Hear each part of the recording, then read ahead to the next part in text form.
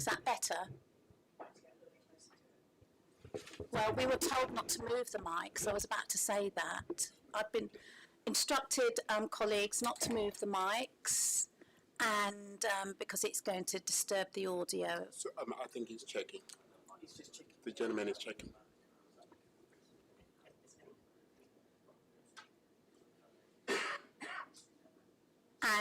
And also to remind you not to place mobile phones near the microphone stand. I don't know if I do that, if that makes any difference. Does it increase the audio? No?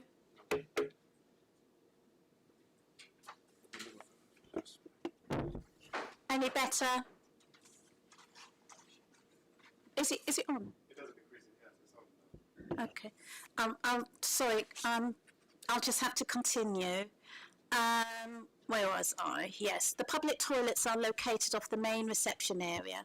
There's a refreshment machine where I think many of you may have noticed, for use by members of the public in the waiting room outside this meeting room where many of you congregated.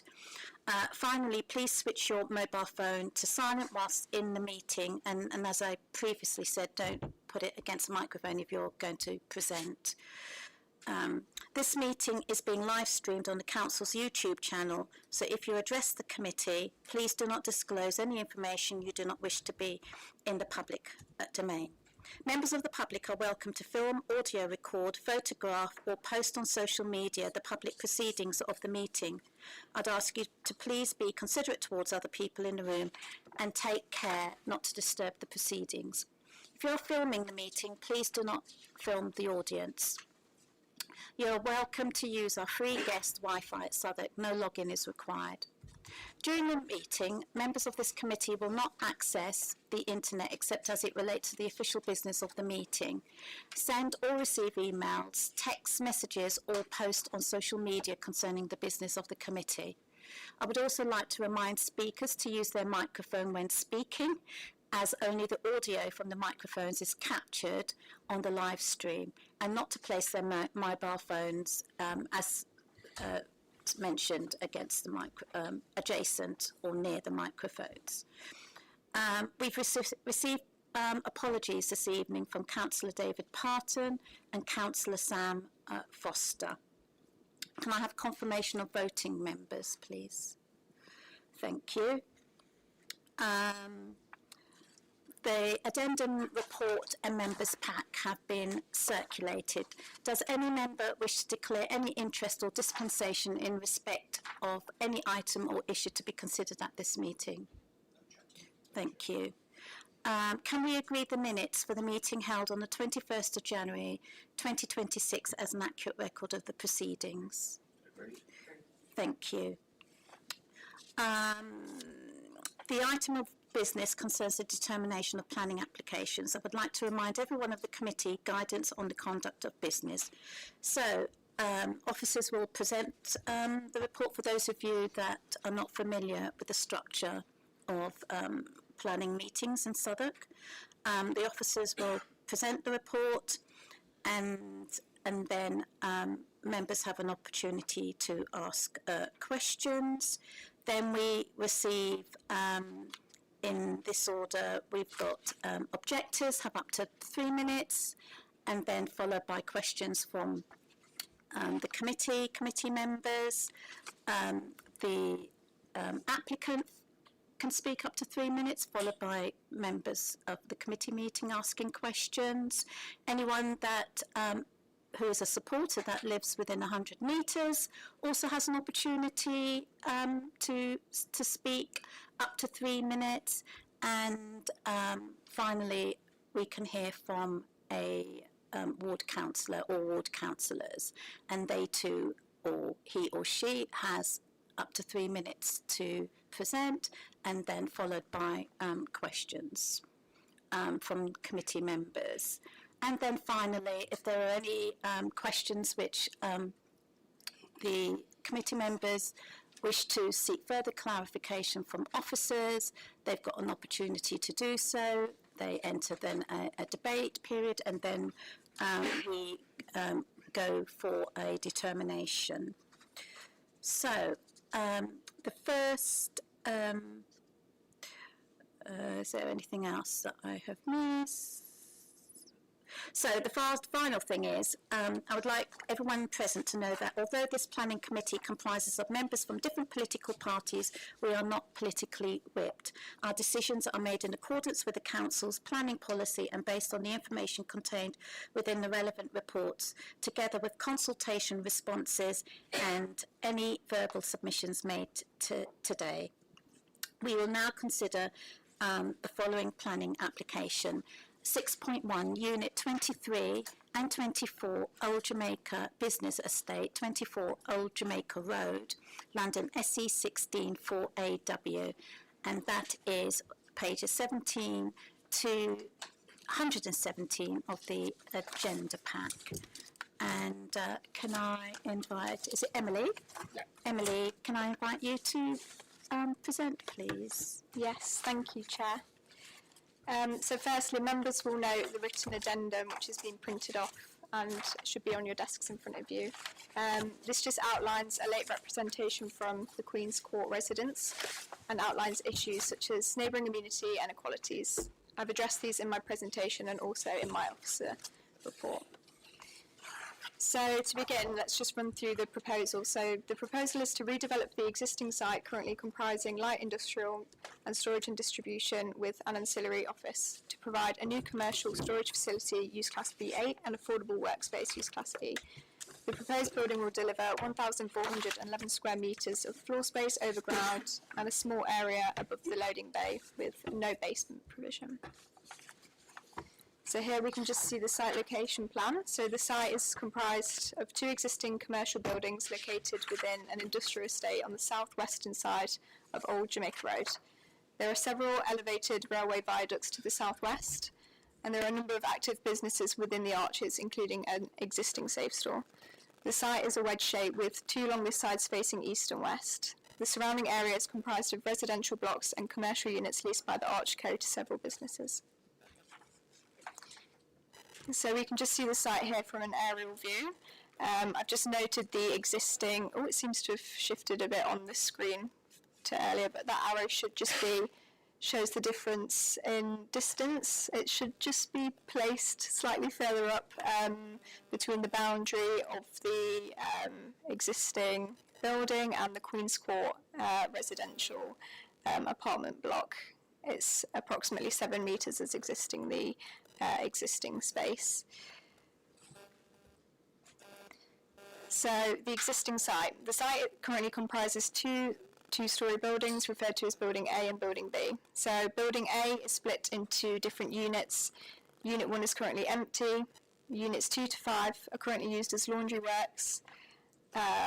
The lease has been extended well beyond expiry with ongoing flexibility to support consolidation, and there's been a supporting letter to confirm safe stocks assistance.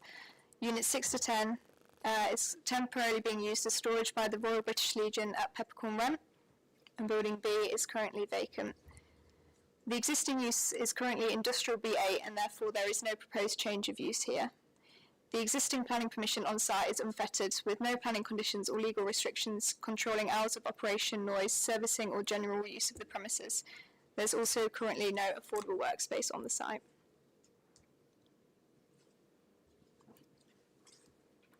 So here we can just see Building A at the top, Building B at the bottom, and the existing buildings measure approximately 13 metres tall at its highest point. So moving on to the constraints on the site is subject to the below designations, does not fall within a conservation area, and it's not a listed building. In terms of planning history, 3 pre-applications have been undertaken previously, the most recent being in 2024. The height proposed during this pre-application has now been reduced to better reflect officers' comments. So in terms of consultation undertaken, Savills, on behalf of the applicant, sought to consult a wide range of local residents, community groups and stakeholders alongside the architect team. The public consultation engagement was carried out in September 2023. Letters were dropped to 109 local residents, businesses, invitations to relevant ward councillors, and a public consultation event was undertaken on Thursday 28th of September 2023. A total of 23 written comments were received during the consultation period. This was undertaken through a programme using public exhibitions, digital engagement and other methods as listed here. So we have received 55 comments, 54 of them being objections to the scheme. As noted previously, we've also received a late submission from the residents of Queen's Court, which has been taken into consideration. It's important to highlight the issues raised by neighbours, and I've categorised these as summarised below. The main issues raised are to do with principle of development and land uses, affordable workspace, contributions, design quality and site layout, neighbour amenity impacts, transport, environmental issues during construction phase, security and equality issues. Again, I address all of these further along in the presentation and within the officer report. So firstly, there are three main policies that we are looking at here. The existing site is designated as strategic protected industrial land, and therefore the proposed land use is in keeping with the land designation as B8. The proposed development is estimated to generate a total of 15 on-site jobs, of which 6 are estimated to be for Southwark residents. 8 jobs are currently existing on the site, so there will be an uplift here. Policy P31, so the applicant will be providing 141 square metres of affordable workspace on site, which is 10% of the overall floor space as required by policy. The affordable workspace will be marketed on the Southwark's workspace provider list and advertised on Safe Stores website. Priority will be given to businesses that meet Southwark affordable workspace occupier definition. And then finally we have Policy P33, Business Relocation Strategy. This was submitted detailing the existing businesses on the site, and as I've mentioned earlier, Building A Unit 1 is empty, Building A Unit 2 to 5 currently used as a laundry works with support with their move. Unit 6 to 10 is temporarily being used as storage, and Building B is currently vacant. So here is the proposed site plan. As we can see, the distance will be increased here between the proposed building and the neighbours at Queen's Court. And the proposed plans, so we can see the ground floor. This is where the affordable workspace will be located, which accounts for 10% of the overall ground floor space. These areas will be accessed from Old Jamaica Road with a series of spaces arranged along the east facade, thus activating the street frontage. There is also a set-in at ground floor level to the north to open up the space and reduce any impact on the neighbouring properties in the surrounding area. Here we can see the design of the building from the proposed sections. We can see the inversion at the ground floor and the inversion also at the upper floors. So moving on to the design. So the proposed building has a maximum height of 22.5 metres. The buildings in the vicinity of the site have varying heights, ranging from 2 to 8 stories, with most falling between 5 to 7 stories. The building will be set back along both the east and north elevations at ground floor and on the upper floors to respect the setting of the adjacent residential buildings. The building is distanced approximately 18 metres from the residential building to the north of the site and 70 metres from the residential buildings to the east along Old Jamaica Road. And then here we can just see some illustrations of the proposed scheme to give you a better idea of what this will look like. Okay, so moving on to neighbouring amenity. So I thought I would just kind of go through the methodologies used in the submitted daylight sunlight assessment to sort of help people understand the comprehensive assessment that has been undertaken here. So just starting off with VSC, there has been a with and without balconies assessment conducted. So VSC measures how much sky a window can see, which directly affects how much daylight enters a room. Every affected window was tested against BRE guidance comparing existing and proposed conditions. Both the real world situation with balconies and a sensitivity test without them was conducted. This shows that much of the percentage loss is influenced by existing balconies rather than the development itself, and under BRE, reductions of up to 20% are generally acceptable. Moving on to no skyline, so this measures how much of the room's working plane still receives direct skylight. So a window might lose some VSC percentage but still deliver adequate daylight inside the room. And then we have annual probable sunlight hours. So this measures the amount of direct sunlight a window receives throughout the year. So daylight is about skylight and annual probable sunlight hours is about direct sunlight exposure. And then we have mirror massing. So this models the proposed building as if it were built on the neighbouring site, but in reverse. So the mirror massing approach is recognised within the BRE guidance, especially for situations where existing windows are unusually close to the boundary.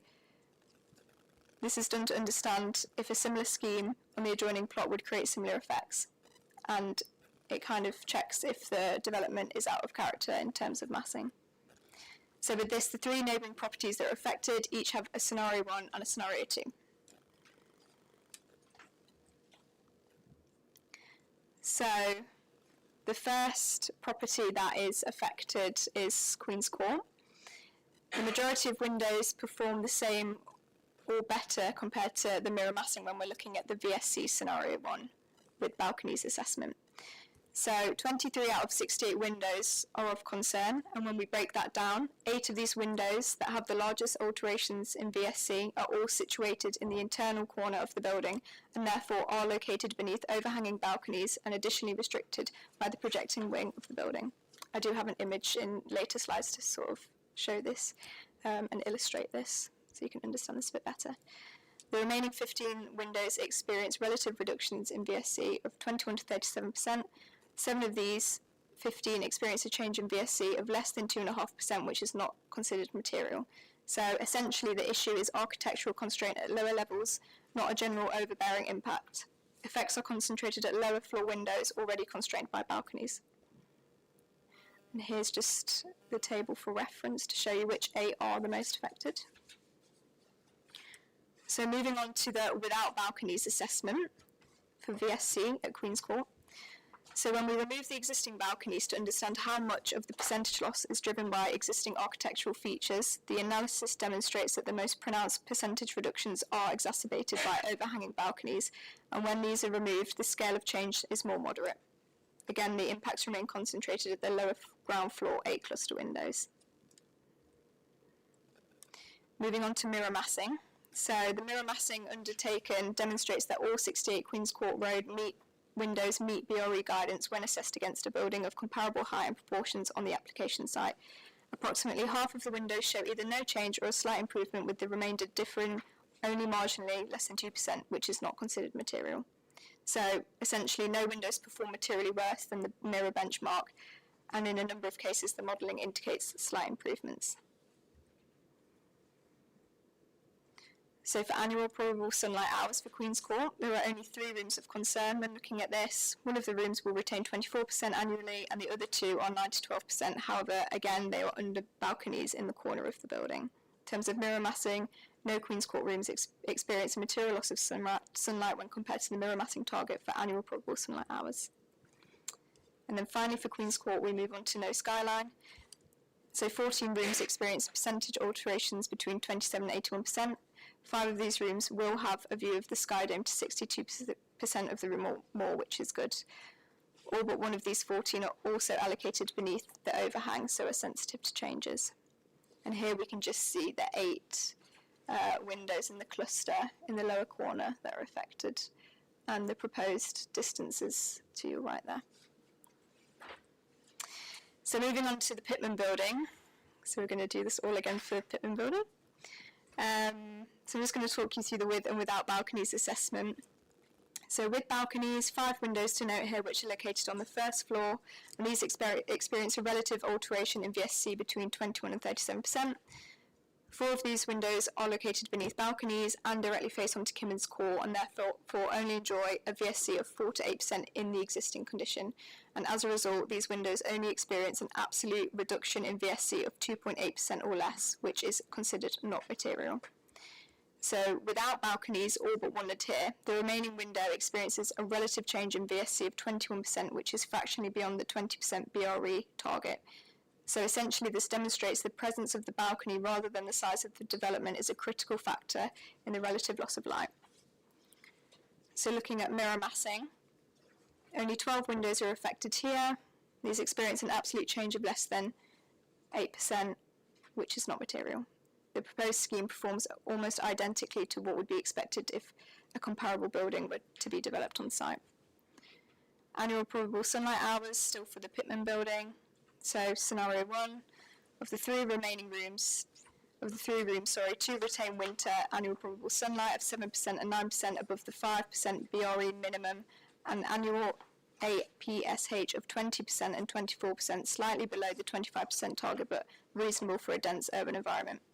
The final room, again, is located beneath a balcony and facing Kimmins Court, and this retains a winter APSH of 3% and an annual APSH of 15%, reflecting its sensitivity to massing changes on site. Scenario 2, mirror massing, 8 show reduction. The one with the lowest reduction is still considered acceptable for that in an urban environment. And then finally, for the Pitman building, we have no skyline.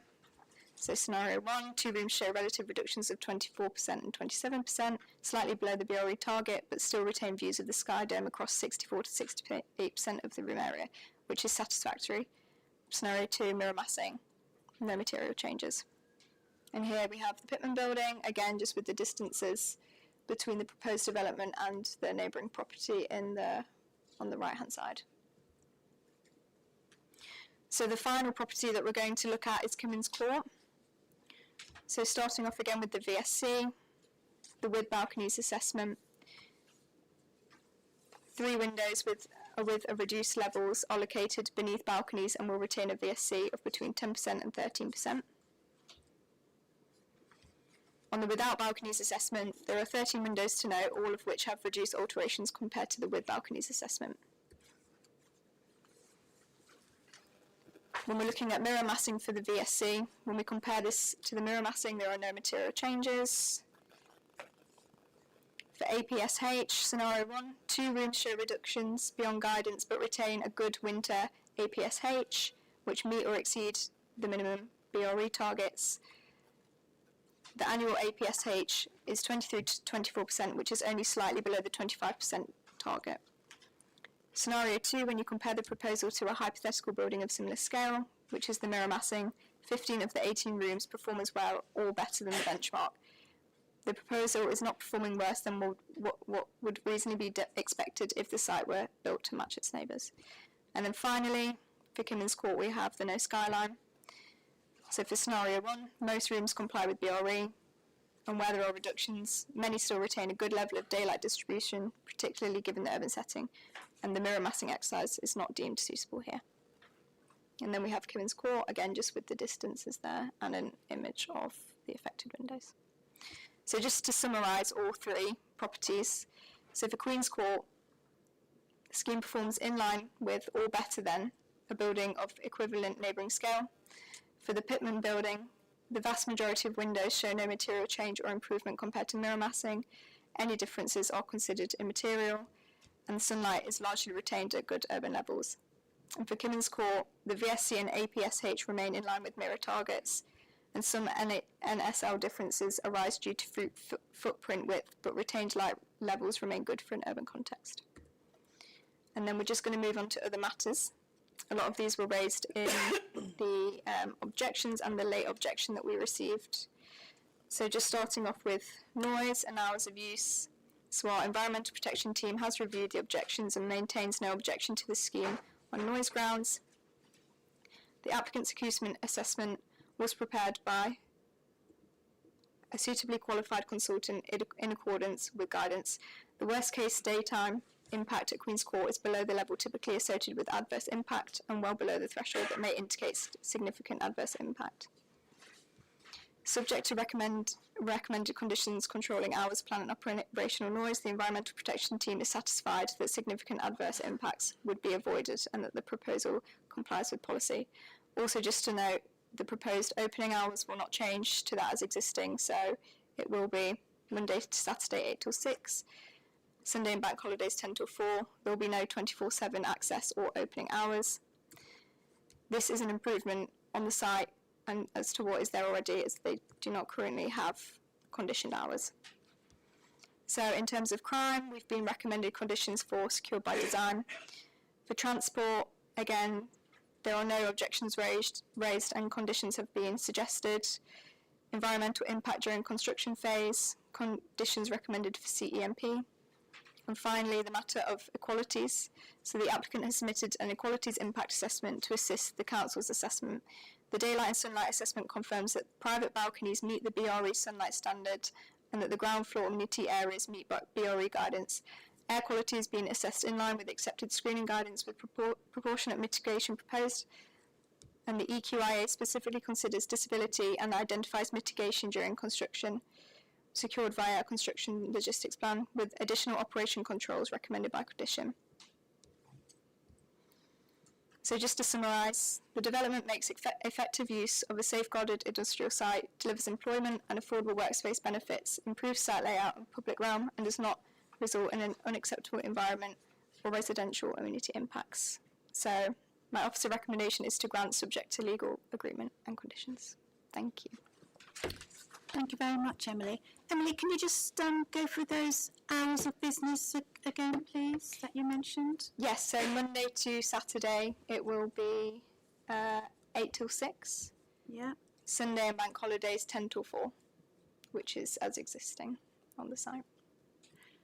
So nothing after midnight, during the early hours of the morning? No. Okay, thank you. I'll open it up. I've got a few points for clarification, but I'll open it up to committee members first. So I saw Nick's hand go up first, followed by Councillor Livingston Richard. Anyone else at this moment? Thank you. Go ahead, Nick. Thank you, Chair. Thank you, Emily. It's super comprehensive. I had a question about Queen's Court and the VSC components and the impact. You highlighted that there were a number of windows that were particularly impacted. Could you confirm, it looks like Queen's Court is single aspect, or is it dual aspect? Single aspect. Yes, it's Okay. single aspect. Yeah. Do we know what those rooms are? Obviously, if you have a dark bedroom, it has a different impact if you have a dark living room. Yes, so they are either bedrooms or living rooms / kitchens, and throughout the daylight sunlight assessment, rooms that do not have a known use, they've just been treated as habitable rooms regardless.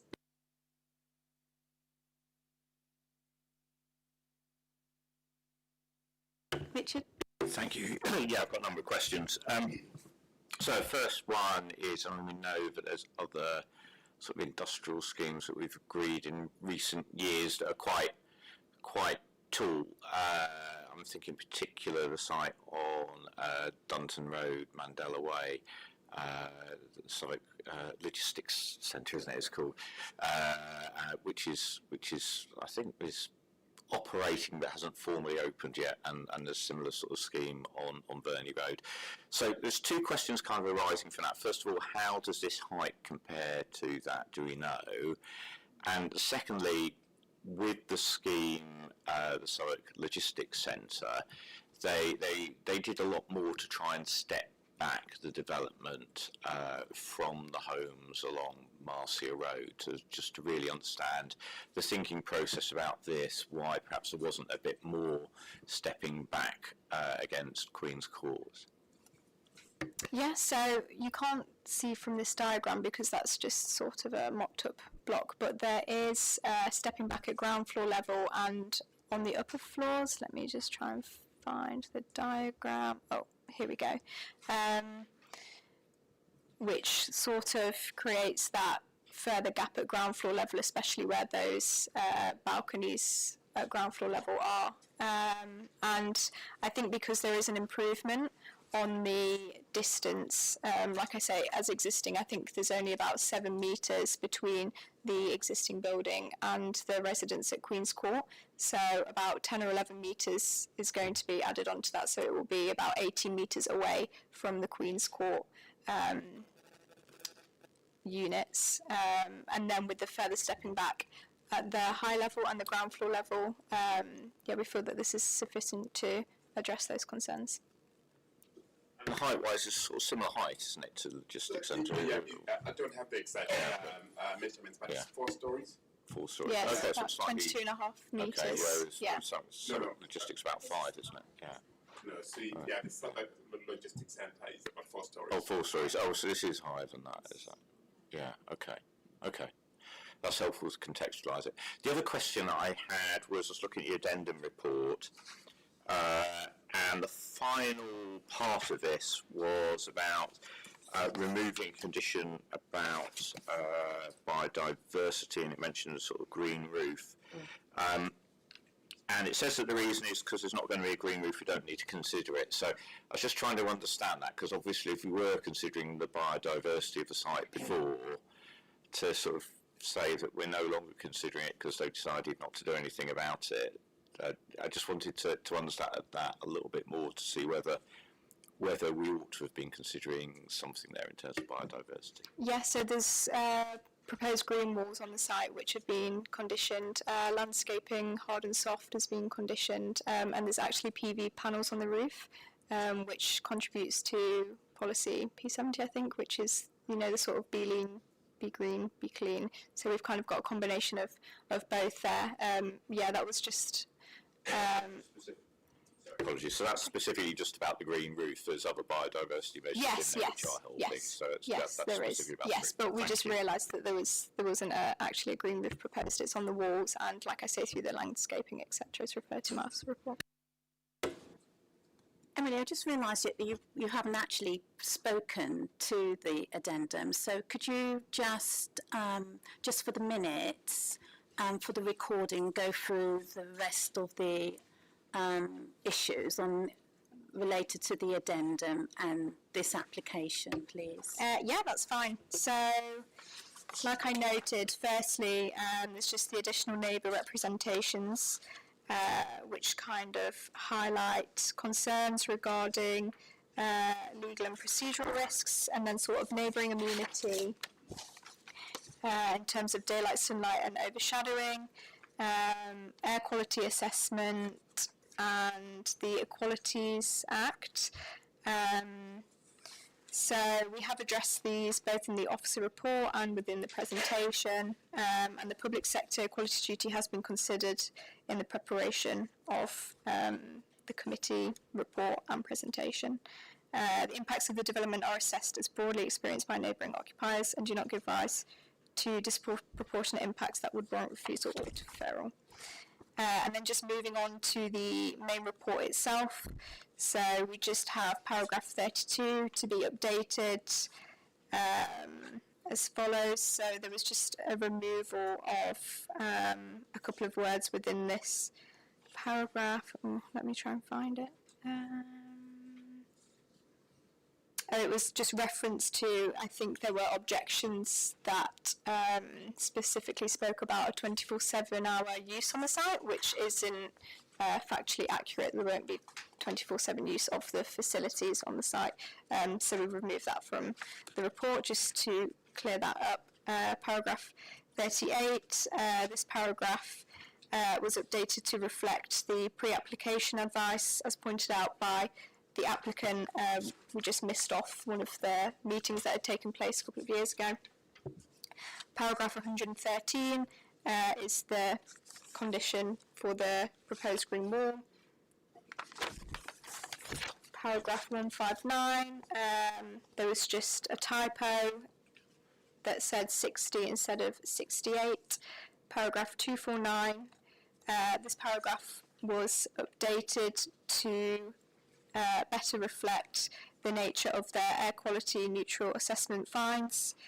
Paragraph 282, the comments from Urban Forestry were also changed just to reflect the comment about the green roof.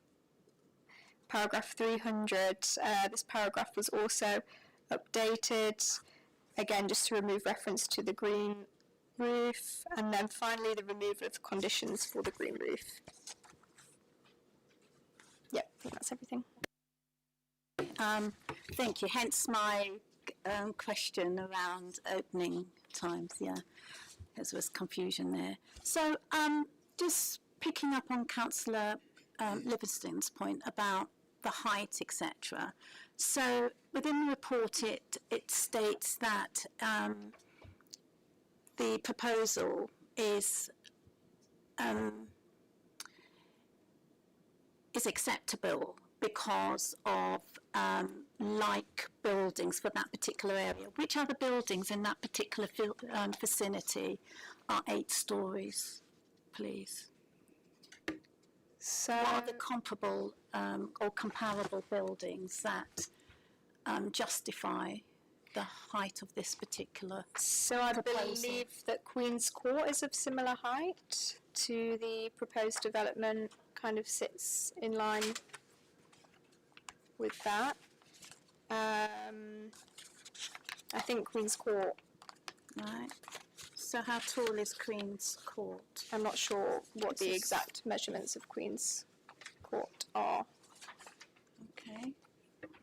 Is there any way of knowing the height of Queen's? Okay. If we somehow can find out what the height of Queen's Court is, because that's being used as a justification, isn't it? And we've already learnt that this particular proposal is twice the height of, similar storage facilities. Can I also? Sorry, just Chair, just a point of clarification. Can you just confirm how many stories this proposal is? Yeah, it's about 7 stories. Yeah, so it's not 8 stories. About, can we have that's an approximation. Can we Yeah, have because there is sort of the ground floor and then the space sort of above that. There isn't set sort of levels within the building, giving the nature of the building. So that's why we've used the Meters. actual height of it.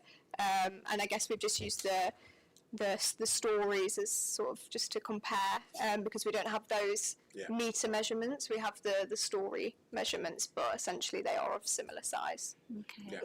It would have been interesting to get the comparable, given that we're effectively using 2 units of measurement.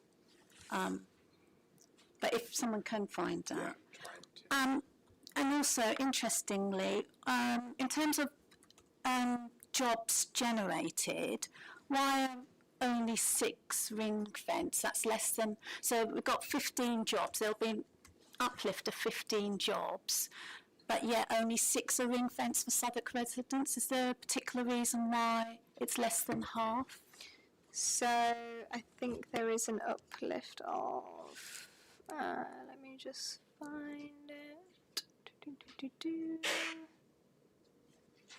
I've just got lots of little things that I just No, want that's to. fine. Sorry, let me just find it within my. Here we go. The first development is generate a total of 15 on-site jobs, which 6 are estimated to be for Southwark residents, and there's currently 8 jobs existing on the site. I guess with the 6 estimated to be for the. Yeah, whose decision is that? So that's the applicant's decision. Okay. Yeah. So, all right then. Yeah. Park that for the applicant. Thank you.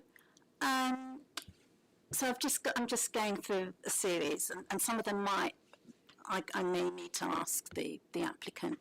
So the page 22, top number, paragraph 30, refers to a reflective facade. Is that likely to increase noise? I mean, I think the objectors seem to think that would increase the noise from local trains, etc. Is that something that's been So obviously, we saw that comment within the objections, and we've spoken to EPT and both design on the matter, and they haven't raised any objections, and they have no reason to think that the design and the cladding will create that noise problem. okay? So another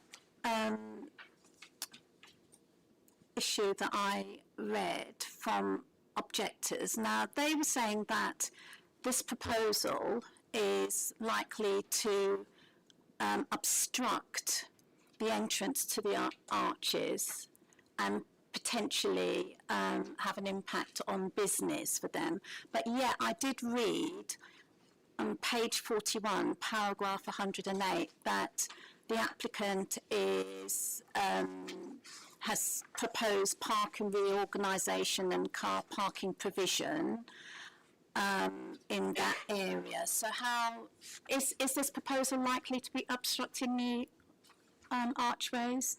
And how does the proposal to reorganise the parking organisation support local businesses? So Transport have reviewed the proposed plans, and they've suggested conditions for let's have a look. But is there any merit in their concerns? I think, yeah, so conditions such as the CLP and the CEMP will address this. I think the site has also been designed in a way not to obstruct the other sites, given that it is sort of within the red line boundary. Because it wasn't made explicitly clear that that was a mitigating proposal. So which condition would that be? The construction Please. environmental management plan. What page is that? Please. It's on page 68. At Is that the bottom. top? No, 79 at the top. 79 So at the condition top. 4. Condition 4, Yeah. 79. Yeah. So condition 4. No development should take place, including any works of demolition, until a written CMP has been submitted to improving local planning with assembly of the develop and contractors to commit to current best practice with regard to construction site management. Sorry, we've also had Doesn't refer There's to. also condition 5, which refers to construction logistics plan. That's on page 81, the next page, condition 5. Condition 5. Yeah.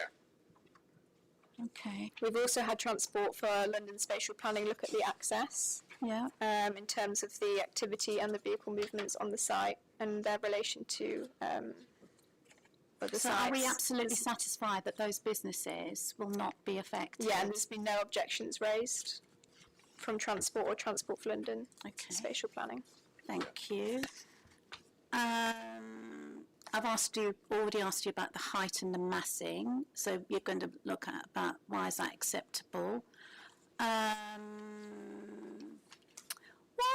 I didn't understand this when I read it. There was a phrase used, page 60, paragraph 207, Old Jamaica Road is not a classified road. What does that mean? Just out of interest. So it's sort of a term that Transport use in terms Yeah, so of you have classified roads, A roads, like the A23, and B roads, and then the roads that are just not classified. So that's why it's not classified in terms of its level of use, if you like. Yeah.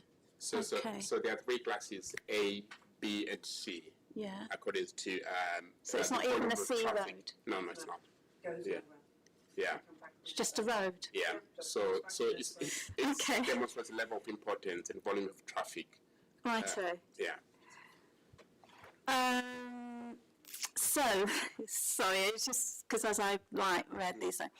So, page 62, top page, paragraph 2 refers to the vehicular impact.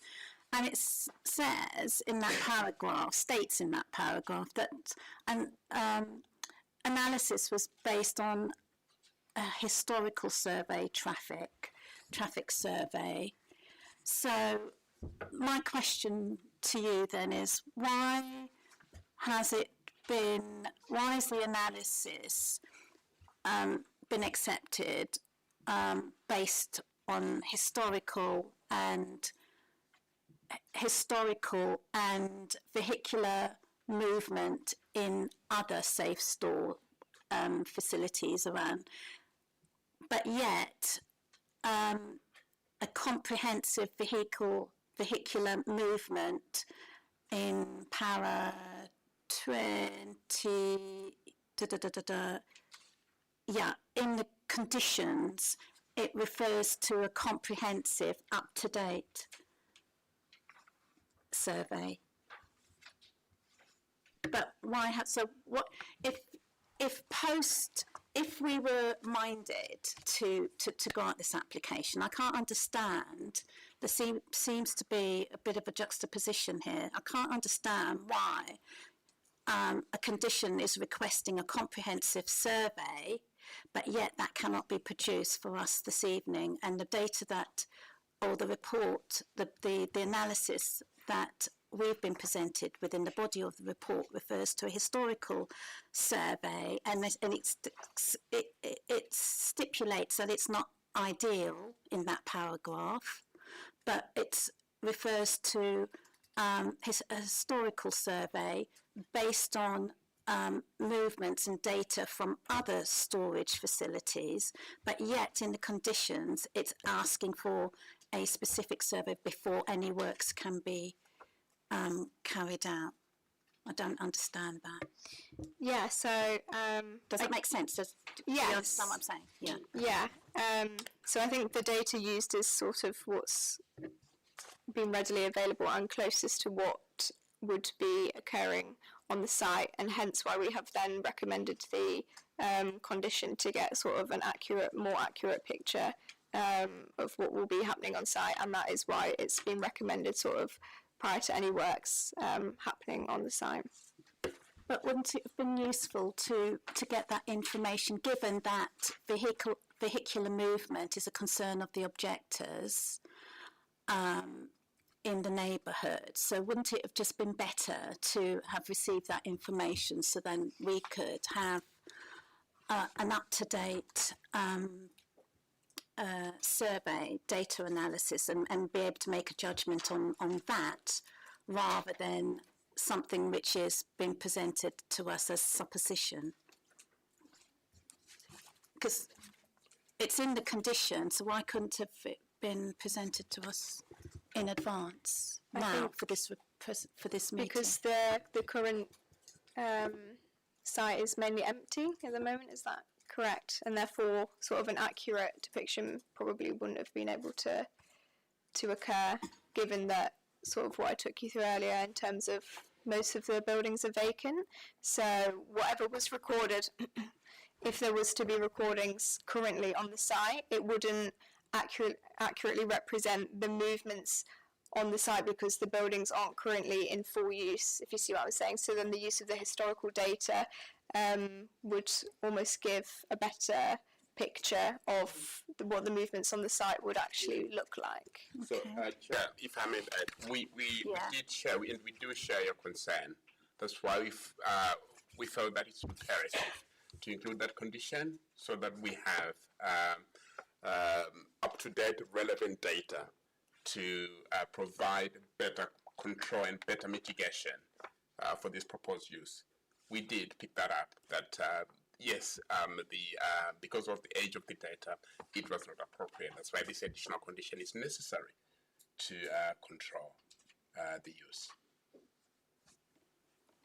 But yet we're expected to make a decision, and given that, the objectors have raised concerns and local residents have raised concerns, it puts us in a slightly precarious position, doesn't it? Okay. Yeah.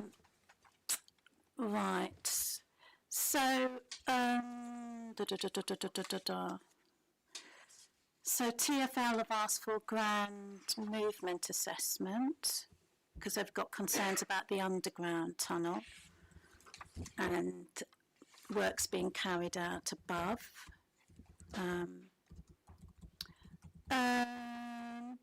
Yeah, page 64, top, para 233 suggests workspace users can use on-street parking, and obviously that's a concern for residents as well.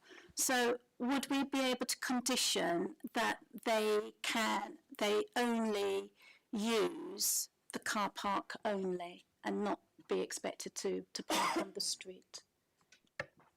The car park that is provided.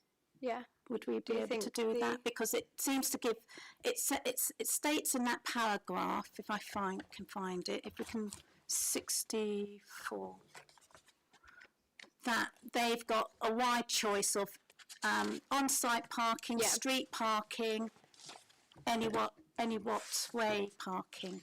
Yeah, I think we would have to double check with the applicant in terms of sort of what's been proposed It says already. the bay is provided on site for customer vehicles only to allow them to load or unload from their use. The affordable workspace, that's who I'm referring to. The affordable workspace users will have access to the blue badge bay within the loading area. There's also on-street parking available adjacent to development, all space within the existing. That's giving them a lot of scope, isn't it? So I'm just saying is, No, Chair, I think it's a very reasonable request that we can put to do the members applicant. agree? Yeah, Yeah, Given that there's so many Yeah. options that they actually, it's reasonable. I think Are we we can, expected like to- Dennis says, raise that with the applicant and potentially and we provide a use that as a condition for condition that. that they can only park on site and not be expected to have the additional option of, yeah? Okay, almost there.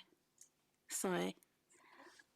So can we make a note that that will be a condition? Yeah, if I forget, please. Air quality. It says and I know you mentioned it in the addendum, but I was a bit confused. The air quality neutral assessment is not met on this development. And it says that the mitigation will be the EV charging points. But how do we know that they're going to be used? And how many EV charging points? So that means it is going to, the carbon footprint is going to increase, isn't it? So I think the site will achieve, let me just find it. I mean, there's no what I'm saying is, Emily, there's no guarantee that those EV charging points will be used, Will be used, yeah. even though it's there as an option. And already it's been recognised that the air quality neutral assessment fails on this site. So can we just make a note of that? Yeah. Swept pathing is required before commencement. Condition 10, page 84, number 10. It says a swept path, what's that? Analysis is required before commencement of what? And not for this committee. So, yeah, why don't we have that again before us now? Is there a reason? And Which paragraph was that, sorry? page 84, it's a condition, number 10 condition.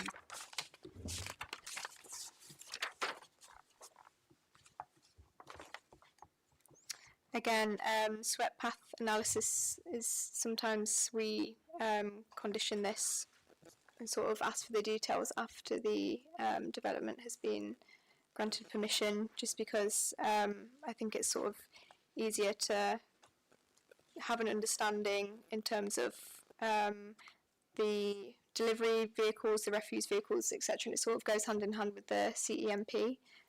We don't usually ask for those sorts of details up front. Similarly, noise management plan. Yep, so there has been a noise assessment submitted and we have reviewed this. This is in with my officer report. I think we've just asked for further details on that, just to make sure that it is compliant with what we are asking for. And just remind me, what have you said in the report, Emily? So on noise, our environmental protection officer has reviewed all the submitted information, the noise assessment that was submitted by the applicant, and they haven't raised any objections to what was submitted. They've also reviewed what the applicant submitted within their objection and compared the two, and the noise assessment that was submitted by the applicant was found to be in line with suggested guidance. Okay, thank you. Right, okay. I'm going to take Richard first, followed by Nick. Thank you. Yeah, your questions inspired me to ask a further question, Chair, and it was picking up on the answer you got about noise and the point was made about reflected noise.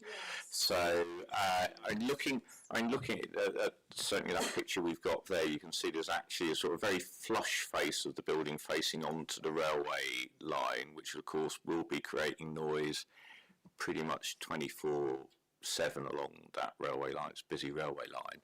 So I just wondered whether there had been any assessment about the reflected noise from the railway line on the buildings on the other side of the railway, which would sort of principally be Neckenjura Estate. But yeah, just to understand whether that's something being looked at, or whether it's a big enough distance it's not considered a factor, whether it's something that could be looked at in terms of maybe a condition about the materials to make sure that you know, whatever's put along that face isn't too sheer to try to address that. But yeah, just picking it up on that point. Yeah, so I don't think this was raised as an issue within the noise assessment submitted. The noise assessment was undertaken by qualified professional, and yeah, I think the materials and the noise of the railway, I mean, sort of what's existing there, I don't think there's that issue, but I understand what you're saying about the materials potentially. But the EPT and the noise assessment submitted didn't sort of touch on this. I don't think they thought that it was. It's just I'm just looking at that because certainly I know this stretch pretty well, but lots of the buildings there. I mean, there's one or two that run parallel to the railway line, but most of them are a little bit like you can see there with Queen's Court. They kind of face it at an angle, so the reflection you get from there is not going to be anywhere as significant where you've got a building that's sort of above the line of railway as that might be. Yeah, I think if that is a concern, we could look at that as a condition. But like I say, EPT and the applicant's noise consultant didn't raise it as an issue, but we can look at that as a condition. Yeah, certainly But the objectors have, so I think it should be something that. Yeah. So we already have proposed condition 17 on page 89. So we can consider adding those details under the condition. So condition. Is that 79 top? I'm No, using 89 top. 80. Yeah, I'm using those 89 top numbers. Yeah, that's fine. Condition 17, 89 top. So Yeah, so we can include that as part. Can we? Yeah. Can we make a note of that? Yeah. Okay. Thank you, Nick. Thank you, Chair. Emily, I know that one of the concerns raised by local residents was around security and antisocial behaviour. I wonder if you could talk to the concerns that they have raised specifically around what steps there would be in this plan to discourage antisocial behaviour and crime, particularly down the back of the property by the railway line, and also out of hours when presumably there's no staff on site. Yeah, so I understand from sort of the nature of the area and the proposal that there would maybe be concerns around crime, but the application site will have electric gates and sort of boundary and parameters, gates and things like that. So there wouldn't be any access onto the site out of hours. You know, sort of within hours there will be members of staff on the site, but it wouldn't be possible to get onto the site out of hours. And like I say, it's not going to be open late. We've also had our designing out crime officer looking at this, and they've proposed a condition just for security. So we have considered this, but the site won't be accessible out of hours of use. So I assume similar to sort of what's there now in terms of people wouldn't be able to get sort of behind the site and into those railway arches, and they are sort of privately owned pieces of land. So I think it's in sort of the company's best interest to sort of make sure there's no one getting on there and keeping it locked. So. Sorry, Emily, just to clarify from my own understanding then, so on that map, it looks like there is a narrow passageway running between the proposed site and the railway arches. Is that not accessible? Yeah, so this probably isn't the best image to look at. That's sort of just like a block sort of 3D image. Let's sort of look at the proposed. So sort of within the red line boundary is what Safestore will be in charge of. I'm not too sure out of that the access maybe onto the neighbouring property. but within the red line boundary, that's sort of what Safestore will be in charge of. I might have to refer to the applicant in terms of just if they will be sort of putting anything there, or if there will be sort of gates or any sort of fences on either end of the proposed development to prevent people from getting into that area, or if, you know, that's sort of out of their remit. But yeah, I think the applicant will probably best be able to answer that. Yeah, because as we know, where there's a will, there's a way, isn't there? Yeah, absolutely. Did you want to say something, Dennis? Yeah, I just want to say, designing out crime condition is on is condition 3 in the pack, page 78. So you can review what the draft wording is, and we can consider tightening that up. But that's the standard condition that we do impose, yeah, to control those matters. You might want to just add some notes to that. 78. To tighten it up. And yeah, just yeah. Yeah, sure. Good. All right, thank you.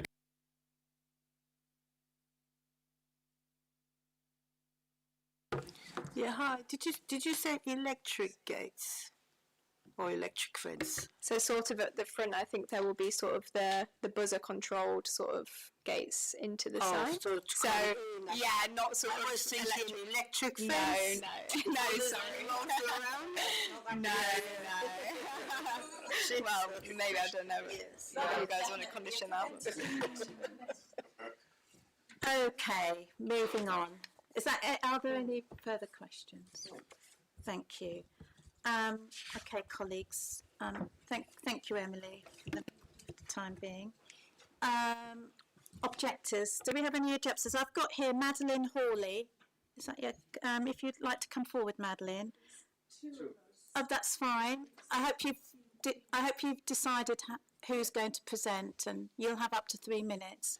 But no, yeah, that's absolutely fine. Hang on a sec. I've lost my Your text. lost my black pen. Where's my You black can pen? have this one. Oh, it's all right. It's just here. No, I've got 2. Oh, it's okay. I've got it. Thank you. That's very kind, but you're going to need it probably, isn't it? Yeah.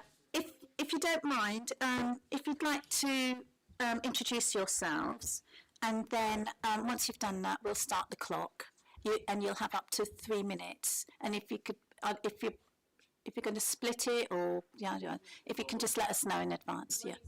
You need to, the far right, Yeah, that one. far right, yes. Yeah. Yeah, switch it on. Yeah. Thank you for allowing us the opportunity to speak. My name is Madeline Hawley, and I live in Queen's Court, and I'm speaking on behalf of residents who submitted objections. Good evening. My name is Marcel Otmans. I live in Prospect House, which is just down the road, but I have an aspect on the site, and I also speak on behalf of local residents. Okay. Thank you. So, yeah, your time starts now. Thank you. So I'm speaking on behalf of residents who submitted strong and detailed objections to the planning application, including an email sent to you written last week in response to the planning officer's report proposing that permission is granted. We're not opposed to development in principle. However, this proposal would cause significant harm to the residential amenity of those living immediately next door through serious daylight loss, increased noise from servicing and vehicle movements, worsening air quality, and an overbearing relationship to our homes.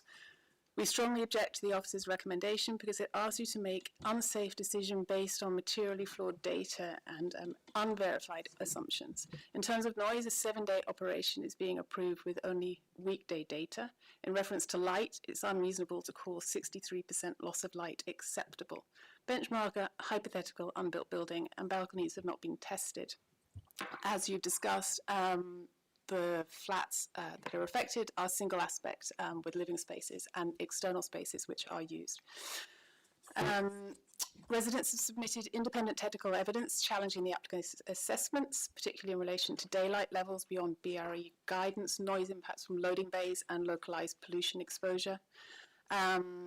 The officer's report also records 58 objections, including a collective objection of 44 from Queen's Court, which actually makes a total of 101.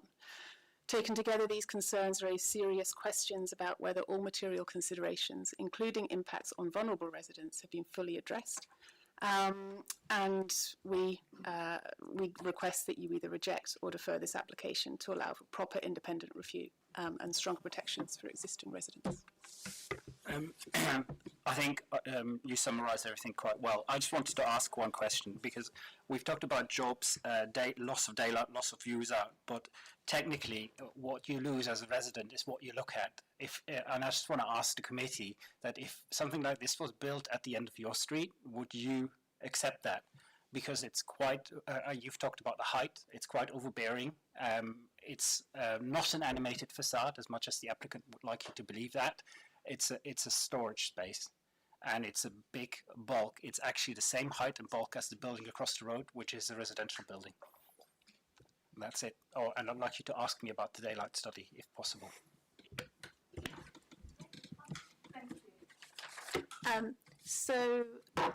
Colleagues, do you have questions for the objects? Councillor Livingston, Richard? I'm going to indulge Marcel.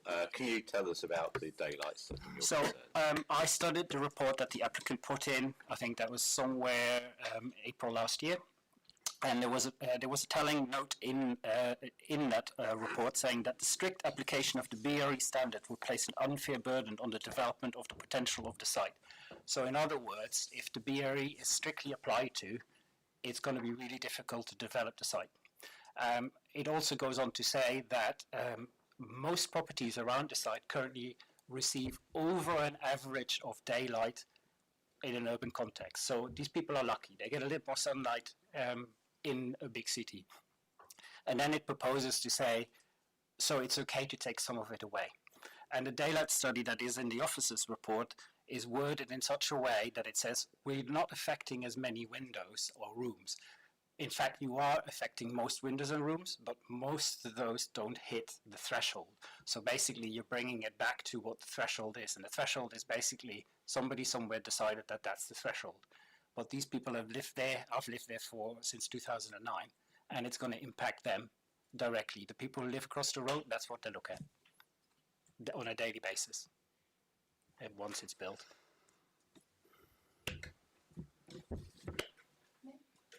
Go ahead. Thank you, Chair. Thank you both. I'm going to try and play devil's advocate for a second and try and put myself in the shoes of the applicants and what they might say.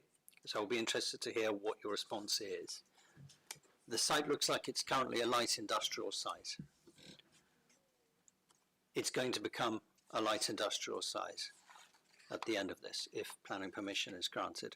Is your primary objection loss of daylight? Because whilst it would remain a light industrial site, it has greater mass, or rather other profound objections that you have? I think bulk and mass is the main one. I mean, that then affects the daylight, sunlight. From Queen's Court, there are issues such as the location of the loading bay and the noise, the impact of that on residents, of which we've detailed some of that in our notes. And I think that also ties into the comments that came about the reflectivity of that large mass. And I mean, the impact of that building are cumulative. And as you say, not adverse to development, but it needs to be sensitive to its environment. This is a residential area where people live. It does, there's increasing antisocial behaviour. The alleyway at the back is of a concern. We do have issues around there, as is the reflected noise, as is the daylight and sunlight, and the impact of the massing on the local community. May I add to that? I considered what you're actually asking, and I've wondered, because at the moment it's 2 industrial sheds, and they're not taller than the railway arches. Now, I walked through the street yesterday, and we had a sunny day for the first time this year probably, and you could tell that the current buildings, when the sun hits it, the shadow doesn't hit the buildings across the road. So they're more or less perfectly set for that environment. They're not impacting the residential across the road. So as soon as you start making it a bit taller, they will impact the buildings across the road. So in my head, if you were to consider a similar storage facility but keep it below the level of the railways, for instance, because that would take care of effective noise as well, because the noise goes over the top of it, you might need a bigger footprint, but if you want to achieve the same area. I also don't understand what requires the increase in area, because the current safe store that's on site right now doesn't have that much area. So I don't know what the business case for that is. But so in principle, not opposed to development, but it does need to, sit within its surroundings. This is now a purely residential area, and they're asking to build quite a big metal shed right in the middle of it.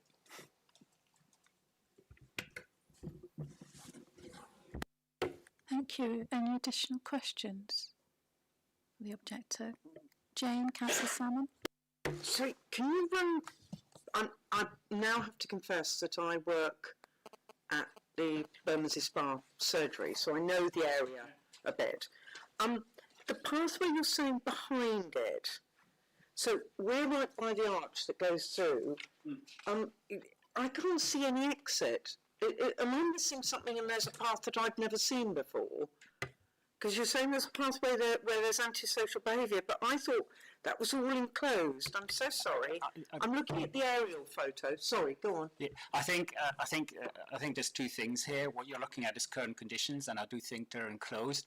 I think Madeline's point was there is increased antisocial behaviour in the whole area, not just there. Yeah. And this is inviting more of it in a way, because currently that whole area is enclosed. Yeah.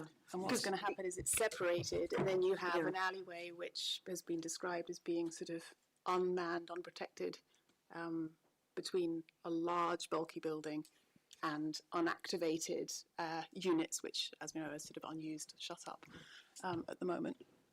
Also, do you feel a bit reassured about the hours that they've said it will be open, that it won't be open 24? I know that was one of the objections, that it was going to be, trucks coming in the middle of the night sort of thing, which would be odd anyway. But are you reassured by the fact that they're going to do what are reasonable opening hours, 8 till 6? And better than it was. Yeah. I'm not reassured in terms of the assessment on noise, because the assessment hasn't been done on current data.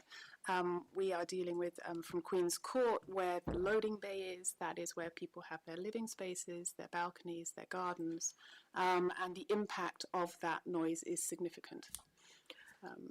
is that the difficulty you have now with the existing building, so you know that it will be... No, I mean, we don't, that kind of noise isn't there, reversing trucks and beeping and doors slamming and things coming, it's the noise from that site isn't. Okay, all right, thank you, Chair, thank you. Thank you, Jane. Any other questions? No? All righty. Thank you, Madeline and Marcel.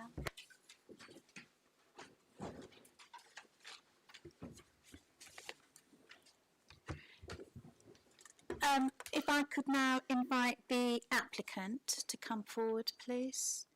And similarly, if you care to introduce yourself, and then we'll start the clock and you'll have up to 3 minutes to present, please.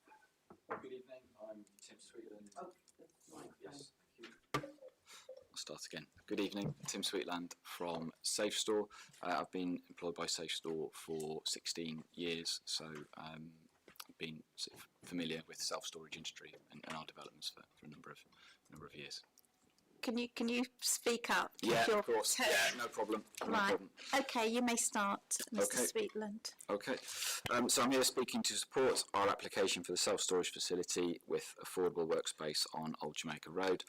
We've operated the store in the neighbouring railway arches for 25 years, which currently supports more than 115 small and medium-sized businesses and around 300 residents. This means that we know Old Jamaica Road and the community well, and we know there is a high demand for our services locally. Firstly, we're pleased to have had the opportunity to engage with the officers, Southwark's design team and the community to shape the application. You've heard there's some opposition tonight based on some some suggestions that the application hasn't been properly scrutinised. We naturally disagree with that. The 6 years of engagement is evidence of the considerable work we've collectively done to ensure that this development is beneficial to Southwark, and throughout the process we've been responsive to requests from the officers during that time. We've welcomed the input, which has ultimately allowed us to bring forward the application in the strongest possible way, and one that is sustainable and deliverable. We consulted widely, inviting over 1,750 people to take part in our public consultation, more than 30 of whom joined us at our events, while others wrote to us directly or shared their views on our dedicated website. Feedback from residents and engagement with officers has had a direct and meaningful impact on the design. We've made a number of changes, in particular on that north facade facing Queen's Court, as a response to that public consultation. We've also worked with councillors to understand the community's needs in other ways. For example, we're pleased to be providing at the moment some much needed free storage space to the North Bermondsey Royal British Legion, and with plans to support them in the proposed development too in the longer term. We'd also like to highlight how our plans comply with the local planning policies, create clear benefits for the local economy. The site on Old Jamaica Road supports light industrial uses and crucially is identified by the London Borough of Southwark as a strategic protected industrial land, meaning that future developments must retain and grow its industrial use. And our application would achieve this. As members will know, and according to the Centre for London, a quarter of the capital's industrial floor space has been lost in the last 20 years, causing damage to London's economy. A local safe store generates around £7 million a year to the local economy and supports up to 297 indirect and direct full-time 30 seconds, jobs. sir. Okay. Beyond the numbers, it means we support people during big life events, moving home, starting a family, and providing essential services to SMEs, including businesses on the Bermondsey Beer Mile. Our facilities generate very little traffic and typically have very low impact on noise and air quality, as confirmed by our professional reports. The application targets a BREEAM rating of excellent, improving biodiversity. So, in conclusion, I'd just like to reiterate that we're ready to proceed with this fully funded project on land that we own and to make a significant investment in Southwark, and we hope that members will approve our plans this evening in line with the officer's recommendations. Thanks for your time. Thank you. You've just gone over, but I realised that you were summing up and concluding, so I allowed you to finish. Any questions for the applicant, Mr. Sweetland? So let's start at that end first. Councillor Manuel? All right. Could I invite Matthew Lloyd-Ruck to join? Apologies. My name is Matt Lloyd-Ruck. I'm the agent on the plan application. I work for Savills, the planning consultant. You're Matt? Yes, Matthew Lloyd-Ruck. Oh, you're not on my list. Matthew? No, it's all right. I don't forget. What's your surname? Apologies. Lloyd-Ruck. Just double barrel. Thank you. And what's your role? I'm a planning consultant and the agent working on the application on behalf of Safe Store. Thank you. Now may be a good time to say I also have various other consultants sitting behind me who are also registered to speak, that if it's okay with you, would also maybe call upon us throughout the questions. Yeah, that's fine. Cool. Yeah, absolutely.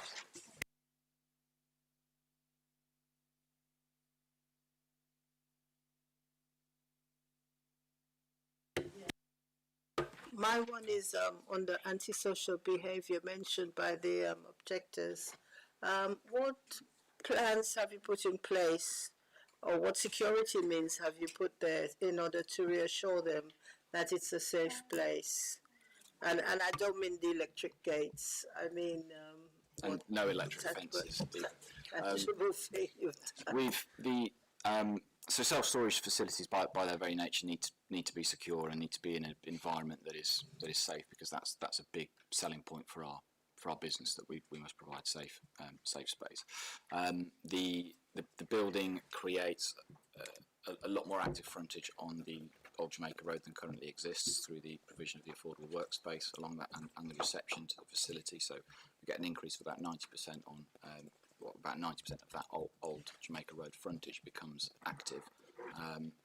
To the rear of the facility, in the area between the arches and the building, we widen the proposal widens the gap between the buildings to 7 metres, so it creates an inclusion of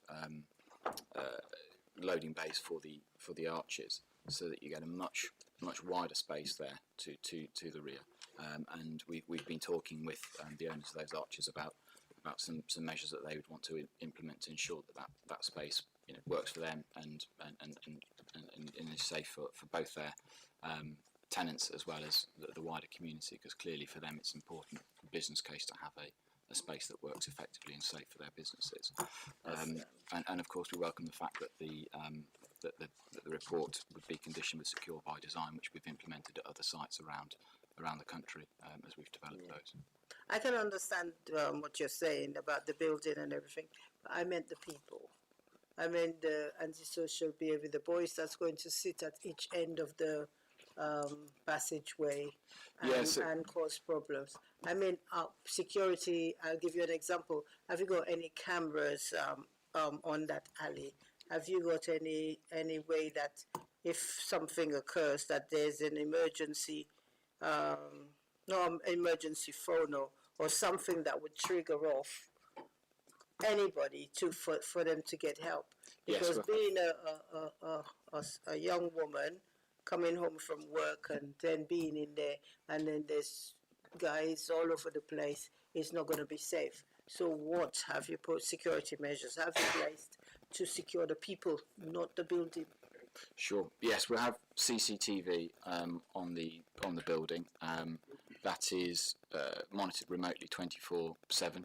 So if there's an incident, then there is a call out from that CCTV on that remote monitor to visit the site.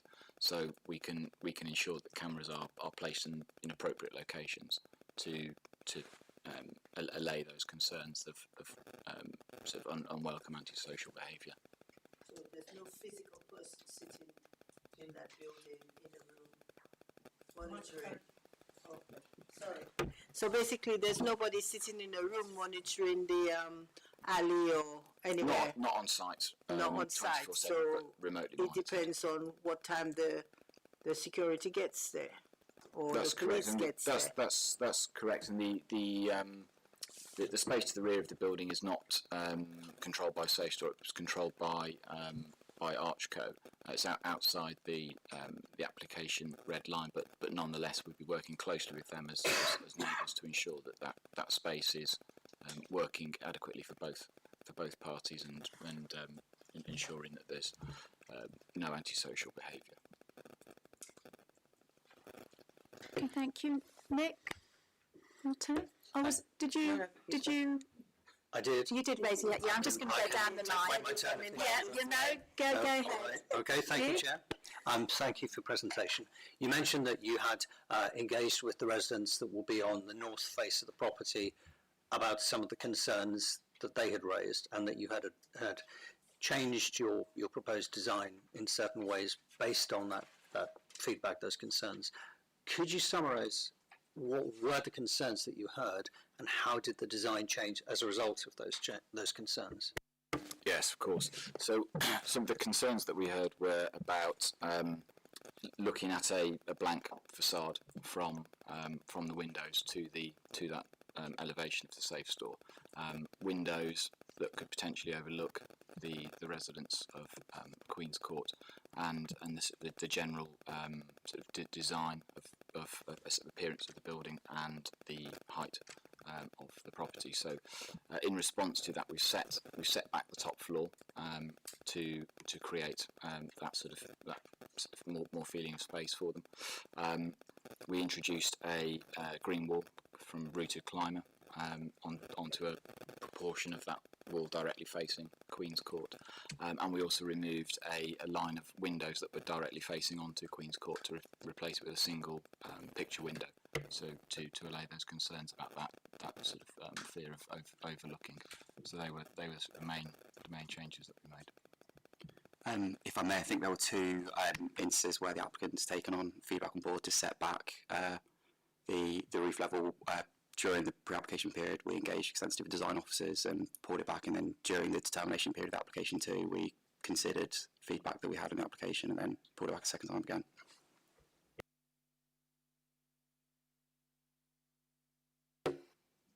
Councillor Salmon? Thank you, Chair. I know,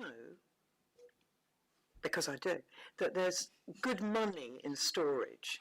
It is fact. Now, you obviously needed more, is it more flexible storage than you've got here? So you could have small and large. And one of the concerns is the level of lorries, like you were saying, people moving homes and things like that. That's going to be a lorry load of stuff, especially if you get it from the immediate surrounding area where there are beautiful large flats and things like that, and people don't want to move, but they might have to. Is the idea that you would have more flexible sizes of storage, and how will you, they were saying that they looked at other sites similar size about the level of traffic that would be going in. Can you allay any of the fears that the residents have about the level of traffic, or you genuinely have no control over that? It will happen when it happens. So in terms of the relationship between those two buildings and the amount of visitors to site, we've, in our more modern facilities, we tend to build much smaller individual self-storage units within the building, because we see that is the natural pattern of demand for our customers, which tends to lead to smaller vehicles delivering the goods on site. You tend to find that people will stay in a self-storage facility for 9 to 12 months, and quite often that's the only the time that they drop it off and the time they pick it up is the only time they visit. Others clearly will visit more frequently, but that's a fewer number of the customers. So we're seeing generally smaller vehicles arriving on site. We've modelled the trip generation for the facility based on existing safe stores in London. So we and effectively say we know how many vehicles arrive for a given facility in London, and then we prorate that by size to say this number of vehicles will be using this new facility, and that's been done by our professional consultants, who are transport consultants, to model that. So that's how we arrive at the trip generation numbers, and it is a very low vehicle use for an industrial unit. Sorry, Chair, if I could. If we then, it was very ambitious of you to think that anyone could park on the street. It's incredibly busy on that street. The whole of Old Jamaica Road is very busy. So if we condition it so that you can't have the workspace people parking on the road, will that make a difficulty for the lorries trying to reverse, and if they're all parked? Or are we going to encourage, which I hope you are going to, encourage everybody to come by bus? Because there's lots of transport in the immediate area, a huge amount of buses, and there's obviously the station and things like that. What's the thinking? I think for the avoidance of downwhelm, I think there was some confusion earlier. I think the disabled people who use accessibility passes disabled, that was reference to the on-street parking. We're not proposing on-street parking as part of the scheme. I think we've done quite rigorous transport assessments, and I think at peak time our modelling shows that around 7 of the 9 spaces that we have in the servicing yard as part of the scheme will be in use at one time. So we are willing to offer a disabled or someone who has an accessibility pass to utilise the space that we've got on the servicing base, so we will accept that condition. So people coming in just for the day to go and look at their files or whatever won't find it difficult to park for like an hour or something if they want to go into their shed, whatever it's called, safe store? No, we wouldn't expect so. The average dwell time is very short for self-storage. Tends to be about sort of say between 17 and 30 minutes is the average dwell time. So people just aren't on site for very long at all typically. And if it's appropriate to condition, we'd be happy to accept that as a condition that we have a space for the affordable workspace for those people who can't arrive by public transport. Thank you. Thank you, because that would have been one of my questions at the end. Thank you, Councillor Sam. Councillor Livingston. Okay, I've got a few questions. First of all, big, isn't it? I mean, it's you've sort of, if you look at that slide number 5,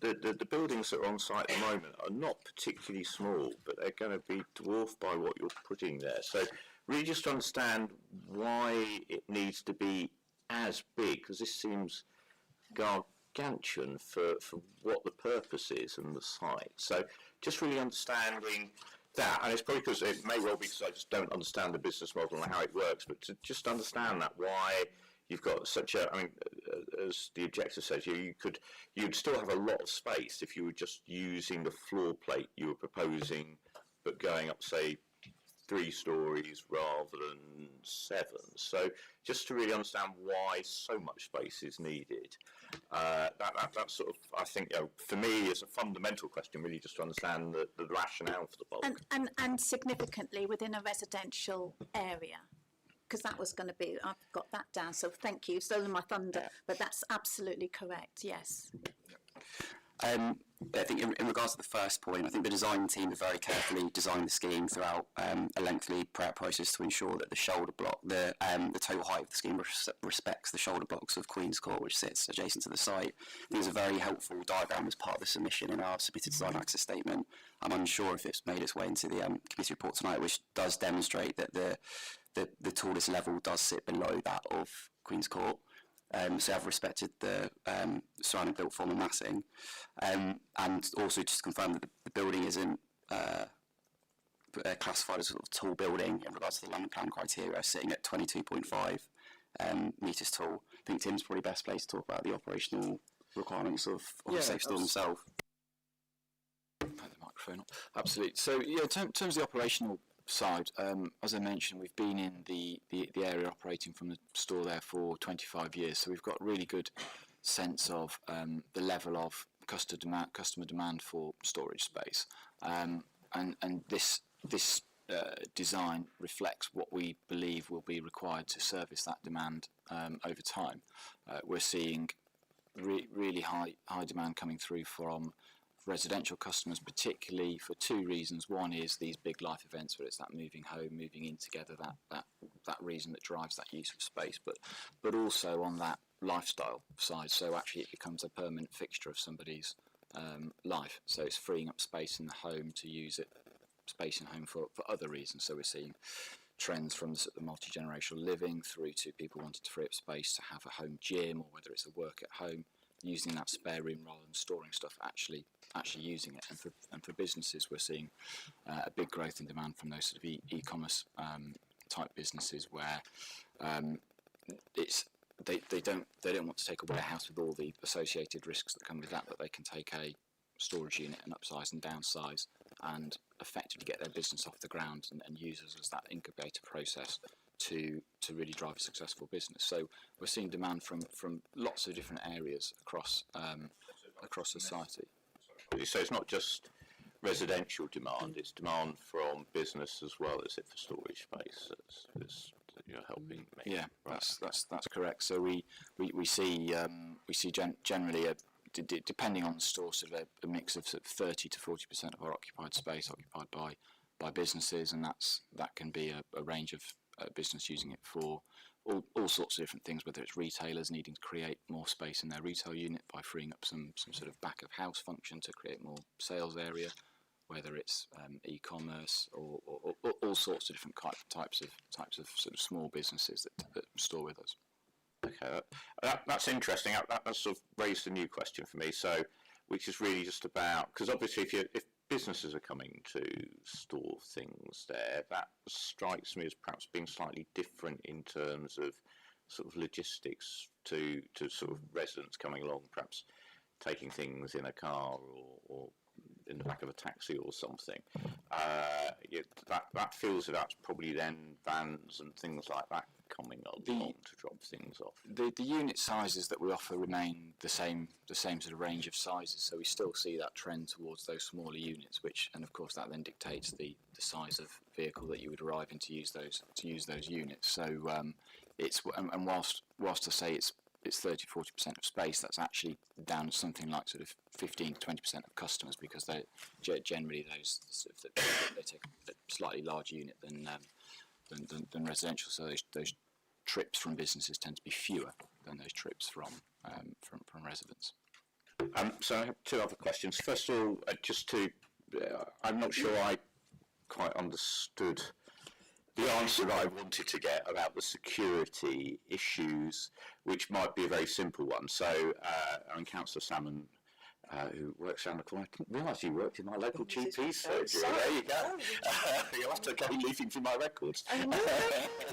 But anyway, but given you live or you work near there, and as you say, at the moment the site is fenced off. So really, just to understand, because I didn't quite hear whether the proposal is that the sort of back alleyway between the building and the railway and this new sort of side space between Queen's Court and the building, whether those were going to be closed off fully, or are those suddenly become newly accessible? Because I mean, obviously, that was an issue in terms of antisocial behaviour. So it may have been me; it's just missed a detail, but just to understand that.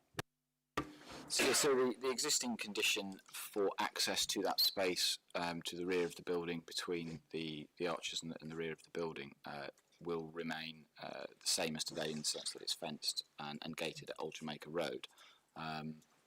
What we're removing is the second entrance to get to that arch area between the building and the arches, and relocating that entrance to create a secure yard for the Safe Store building. So we've sort of reduced that sort of access into that rear space from a security point of view. Fine. Yeah, thank you. I think that probably satisfies that concern.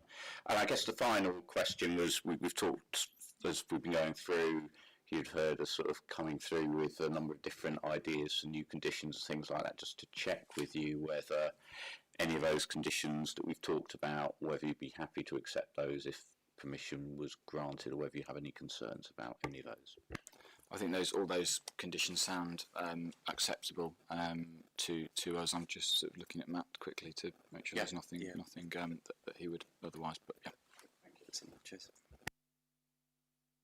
So just to clarify, CCTV in operational, so I dare say consultation with the police. Yeah, so so that they're not just put up randomly, that there is a proper consultation, and if we write that into the condition. Yeah, they are not secure by design condition. Yeah. Is that what it is, secure by design? Yeah, there's a condition. In consultation with the police? Yeah. Okay. Yeah. Parking works, basically all workers, visitors use the on-site parking, no off-street parking. Yeah? Yep, correct. Okay, Yep. Thank you. And another one we had was a detailed analysis of the cladding, the facade, this reflective material, to ensure that it doesn't actually increase and elevate noise levels, amplify noise levels. We're happy to accept that, yes.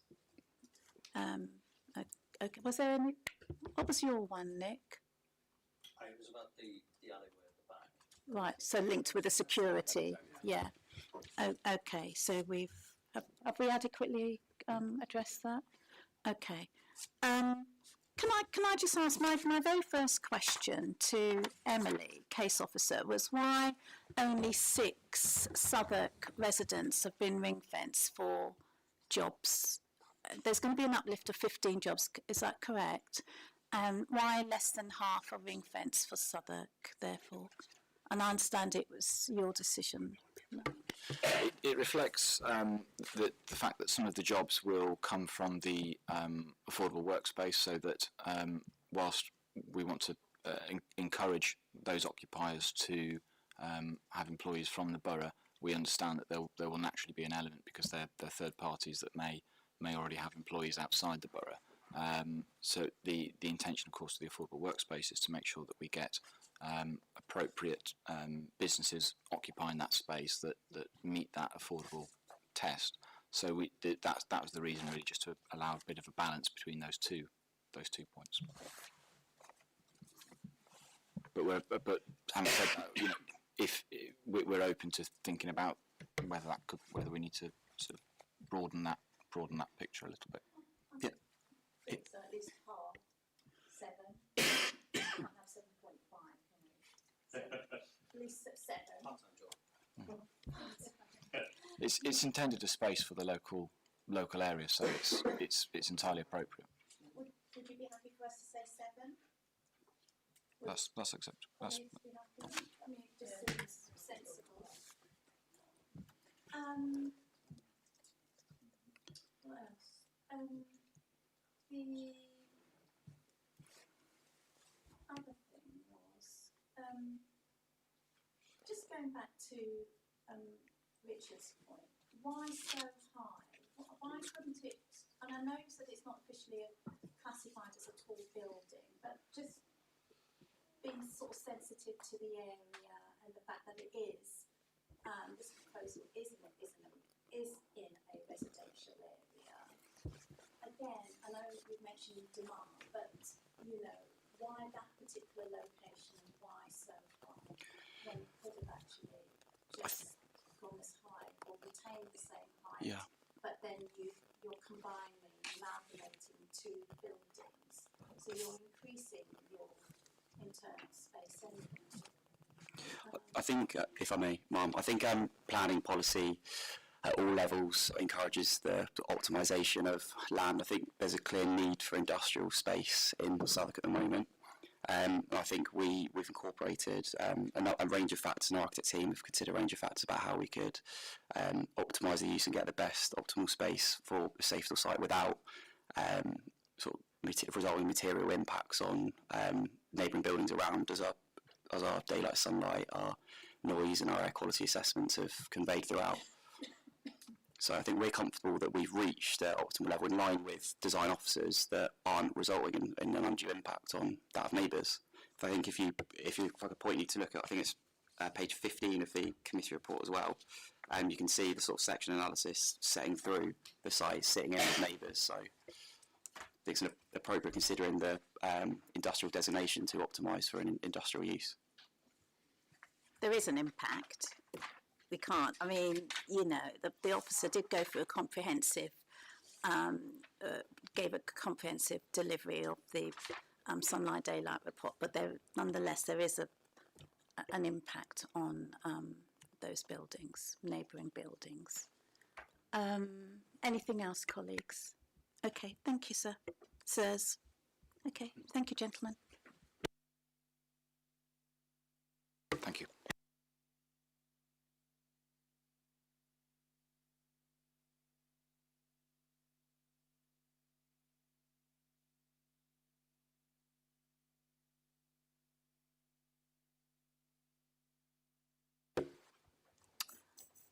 Are there any supporters that live within 100 metres? This resident? No. And I know there is ward councillor, so Councillor Tester, are you on your own? Yeah. Welcome. If you could kindly formally introduce yourself, and then you'll have up to 3 minutes to speak or to present. Thank you. Thank you, Chair. I will try and speak up. I'm Councillor Emily Tester, representing the 3 ward councillors in North Bermondsey. So I want to begin by recognising the strength of feeling from residents at Queen's Court, Enoch House and Prospect House. Many households have engaged in detail with this application, and I urge members to give proper weight to their concerns about construction impact, noise, daylight and sunlight and hours of operation. I'm going to focus on these areas, but always welcome questions from members. On construction, residents are worried about prolonged disruption, servicing movements and the impact on people at home during the day, including older and disabled residents. There is also the risk of cumulative impact if the redevelopment of the former, I'm going to pronounce this incorrectly, Bermondsey Community Centre on Abbey Street goes ahead, given that Jamaica Road is the only route out of a complex one-way system in the Bermondsey Spa area north of the railway line. If the committee is minded to approve, we need absolute clarity that the Construction Environmental Management Plan and the Construction Logistics Plan properly address cumulative traffic, routing, monitoring and resident liaison. On operational noise and hours, there's a clear concern about weekend background levels and activity outside of customer opening hours. Condition 28 restricts customer access but does not appear to explicitly restrict staff operations, servicing and deliveries. If permission is granted, that condition should be tightened so that all operations are confined to the same hours with no scope for effective 24-hour use of the site. Paragraph 206 also confirms that conditions are recommended for hours, plant noise and a noise management plan. However, I cannot see a requirement for post-completion acoustic validation before occupation as part of condition 17.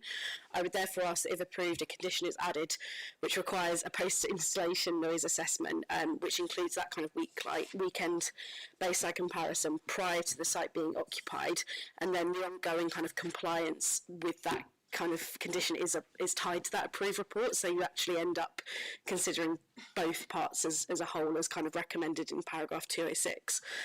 Turning to daylight and sunlight, the report acknowledges reductions to some neighbouring homes, and I do really welcome the officers' report and kind of going through that in great depth, but residents have raised concerns with us about how these impacts have been assessed, particularly in relation to those private balconies. For many residents of Queen's Court, they are the only outdoor amenity space in a single aspect building, so we want kind of further clarification on officers whether the balconies have been fully assessed in terms of the kind of sunlight that will be lost from those spaces as part of those being their living spaces as well, so that kind of members of this committee can fully weigh this harm in the planning balance. Finally, I do actually want to acknowledge a Safe Store support for the North Bermondsey branch of the Royal British Legion. We do understand that discussions are ongoing about longer term support in the new building, including the potential for them to have free use for affordable space. I'd really like this to be included as an informative, just so that we can give reassurance that those conversations will continue. Thank you. Well done, thank you. I'll kick off first because you read that. So you've obviously practiced it. So you mentioned a construction management plan. Let's just go through the conditions that you've cited. So the first of which I think was the construction management plan. Then what was the second one that you? And if you can make reference to the paragraph that needs to be tightened. You're putting me to the test there, Chair. So there is a construction environmental management plan and a construction logistics plan already conditioned. I can find which condition that is. That's 4 and 5. Thank you. But I think what we just want a little bit of reassurance on is whether this kind of considers the cumulative impact that may come from future applications that could be consented on Abbey Street. So for those of you who don't know the kind of neighbourhood particularly well, Queen's Court's sort of on the corner, and then immediately opposite that on the other side of Abbey Street, there is a site which has got a planning application in for quite a tall residential tower. Obviously that's in London Bridge West Bermondsey ward, that's not in my ward, but I'm just kind of concerned with the cumulative kind of impact of that, given that Old Jamaica Road is kind of the only way out of the Bermondsey Spa area north of the railway line, because there is a really quite complex one-way system around those roads. So just kind of making sure that has been really thought about when the council looks at both of those plans is more the point that I'm making about, rather than having an additional condition. Oh, I see. Right. Well, it's good to go through. So what was the next one? So that's condition 28. So that one does already. The construction. Oh, which is that's about the. So this is the new one, condition 28. No, so condition 28 exists already. That's about the opening hours and the hours of operation. Right. So that does already exist, but that only specifically applies to the customers. Whereas I think there should be something that actually covers the operator as well, to make sure there's no kind of servicing or deliveries and things like that outside of that time for the operator as well. Yeah. Okay, let me just make and operators. Cool. Next one. So the next one is the slightly more complex one, which I will try and explain as clearly as I can. So obviously we've heard in quite depth, there is quite a lot of concern about the additional noise, I think particularly from the plant, and about whether that has been assessed with kind of both assessed at weekends as well as during daytime. And I think whilst the officer's report on paragraph 206 acknowledges that there should be a condition for a noise management plan and one for plant noise, I don't think this particularly addresses the kind of need for this to be sorted out before the site is fully occupied, if that makes sense. So I think there should be some testing, including testing at weekends before the site is operational on that plant, and then a report kind of drafted up, which then can be used to hold the kind of development and the operator kind of to account at a future day, rather than having it to the burden of kind of reporting that plant level being on the residents. I think it should be on the applicant. Does that make sense? Does that make sense to officers? It does, Yeah. yeah. So Yeah. we can do that. Yeah. Okay, thank you, Emily. So it's post implementation testing that I think we can discuss with our noise team. Okay. And then there's one final one, which is about the Royal So British Legion. sorry, before you, sorry, Emily. So that noise and plant management, which condition would that come under? It's 17. So it's 17 on here. This one, so we can include. All right. And anything else? And then the final one is about the Royal British Legion. Obviously, they are mentioned in the officer's report as kind of an existing kind of occupier of the site, and obviously that is very much a kind of arrangement that we're actually really grateful that SafeStore has done in terms of supporting the Royal British Legion. But we know that there has been some kind of conversations between the North Bermondsey branch of the Royal British Legion and SafeStore about a potential kind of free access to the affordable workspace. And I know obviously the applicant has referenced that in their speech as well. They've been working with them, but it would be really, I think, useful if it's possible to include those kind of conversations continuing as an informative, if that's possible. If not conditioned, I'm assuming you probably can't actually condition it, but that would be something I think would be really useful, just to get that kind of confirmation that those discussions will still continue. And what would that look like? Free access? When you say free access to workspace? I that's probably a question for the applicant, not from me, but we've had it from one of the applicant's consultants that there are, I will find the wording on the email. What's your understanding of it then? So the wording on the email says sort of discussions about a future in the proposed development, which could include free access to the affordable workspace. I will find the email so that I can actually quote what has been said to us a few days ago. Okay.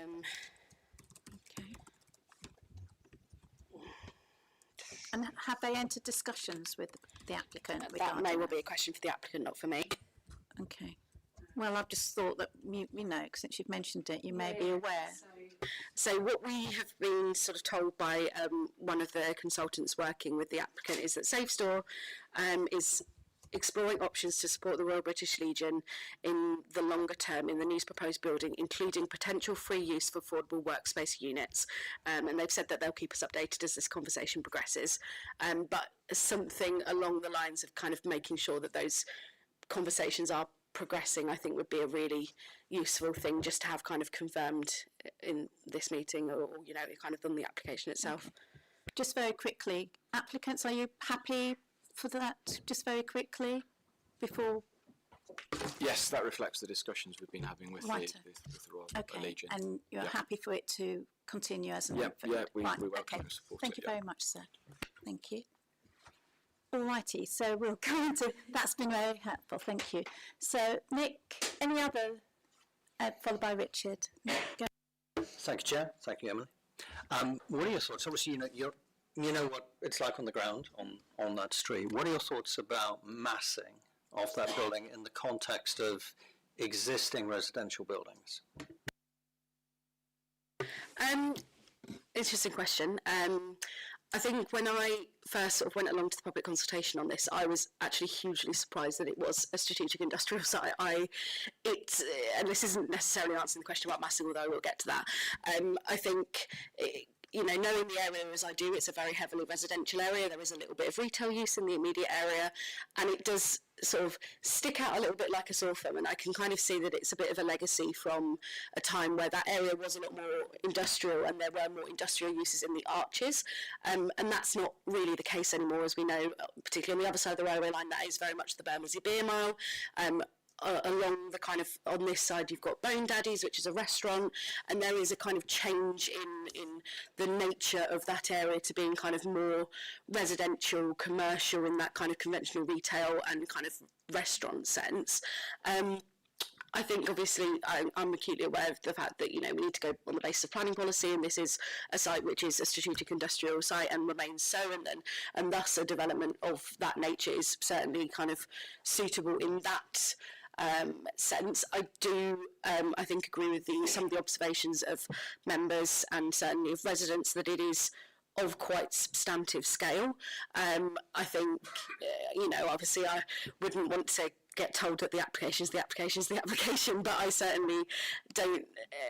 I think it's difficult to me to justify having something that is, you know, of the dominance and of the sort of scale that the neighbouring residential buildings are also of, because I think it's not only is it a kind of a continuation of that industrial use that's already on the side, it is very much an expansion of that use, and quite a substantive expansion of that use on the site in somewhere that I would not necessarily think is the most suitable for that sort of use, regardless of whether it is in planning policy terms or not.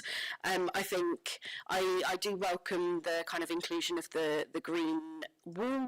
I think that does help to kind of provide a bit of a buffer and of something slightly nicer to look at than the kind of corrugated iron that is sort of proposed. That was something I did raise with the applicant at the public consultation exhibition, was that actually, did it have to look so industrial in character? I think that may have helped if you hadn't have had that design, but again, the application is the application is the application, and I can't necessarily say that I would want to have seen something entirely different. So I think probably in your answer, to answer your question more succinctly, I don't necessarily think that it is of a scale that is appropriate given the wider public benefits that kind of come with this, which I don't think are substantive, although I do recognise that there are obviously some. Thank you. Richard? Yeah, Councillor Tester, thank you very much for coming forward. You are no stranger to planning, so I'm going to ask you a question that you may well choose not to answer, which is, you've obviously been very helpful in setting out a number of conditions that you think need strengthening, but you've also identified some other issues which seem to me like there were still some significant concerns, particularly the impact on daylight on Queen's Court, and in particular I think some single aspect homes. So my question to you is, if you weren't sitting there but you were sitting here, what would you do? It's a very good question, Councillor Livingston. I really have to think about it as well, you know. I think it's very difficult when you're sort of sitting on the other side of the table, when you're actually the one kind of having to weigh up the...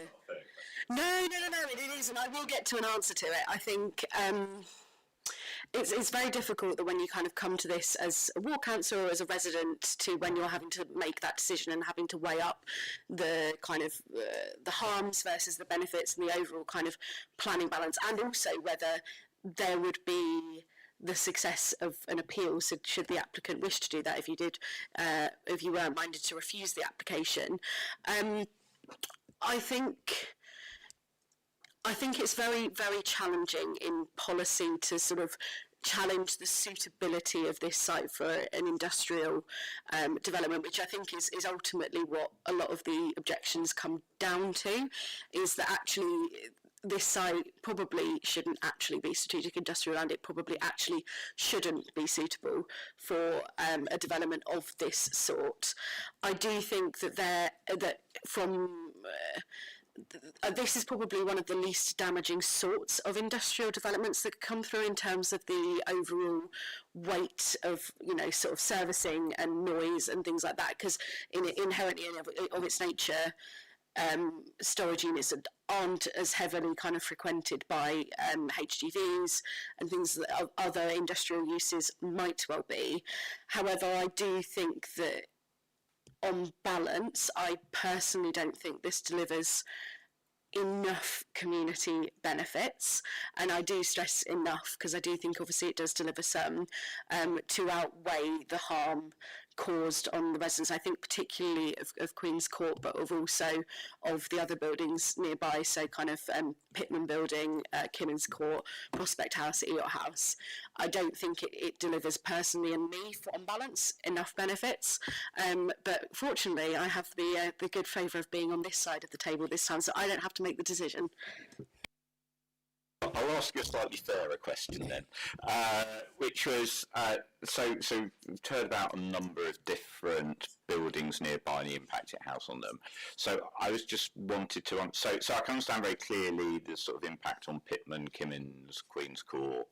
But we obviously also heard from a resident at Prospect House and Eot House, just so I can understand quite what the impact is there, because they're obviously a bit further away. So just to really understand what the impact is, so that I can conceptualise that.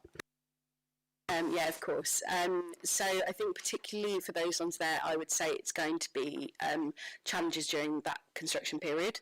I think that if you kind of think about the layout of the roads around there, it is very much that use of Old Jamaica Road as a kind of a construction route, I think will be really challenging, really disruptive to residents in the area. I kind of appreciate that the resident behind me raised kind of concerns about the loss of view, and whilst I do appreciate that is, obviously a real kind of concern as a resident. Obviously, being a member of planning committee, that you can't necessarily consider that as a material planning consideration. But that's not to sort of say that it won't be of, kind of huge disruption and distress to any residents in those buildings. But I think the main ones will be, I think, the construction, and then I think also that kind of ensuring that there is no accidental 24-hour of use by making sure that both the Safe Store and its customers are kind of limited to those hours of operation, I think will be the main areas which you as a committee member can consider. Thank you, Councillor Tester. Any further questions from colleagues? No. Thank you very much indeed.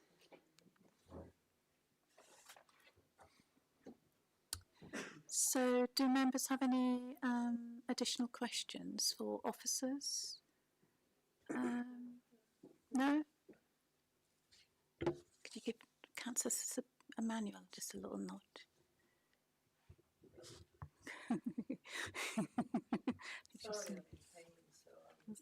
Okay. So let's just go through our debate. Any initial comments? I'm still concerned about. I forgot.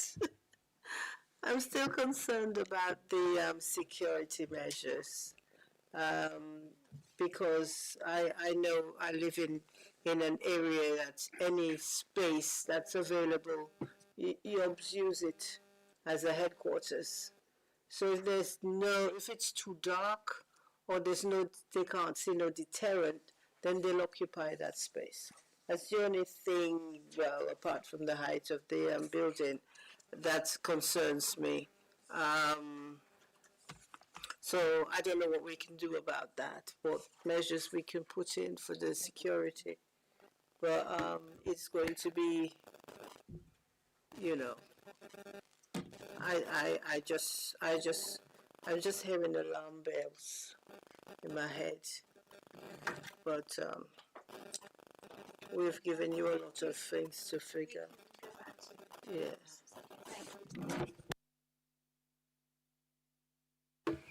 I have swung wildly backwards and forwards on my view on this. Mm-hmm. And we've all sat on enough planning committees to know it's impossible to build anything in inner London and not have an impact on anyone, particularly if it is of any scale. So you end up by having to make an assessment about, is the harm of a building offset sufficiently by the benefit generated by the building? I am concerned about the massing of it. If it was accommodation, I think I could more easily live with that, accepting that there is a need for storage. But I think it's just too big for that location. I do take Councillor Tester's point that perhaps the land is is now inappropriately zoned. But if we were to put that to one side for a moment, it does feel out of place in what has become a residential setting. I think the conditions are very important, and I think that makes the difference for me, the conditions we're going to put on. Councillor. Yeah, I'm in a really difficult position on this one because normally, you know, I tend to favour the officer's recommendations come forward. The thing that, and I think there's a lot of things here which people have raised concerns. I mean, personally, knowing the area well, I don't particularly worry about the industrial use. I don't particularly worry about security issues. I kind of feel like those have been addressed. I don't particularly worry about the transport issues. The concern I do have is about the bulk.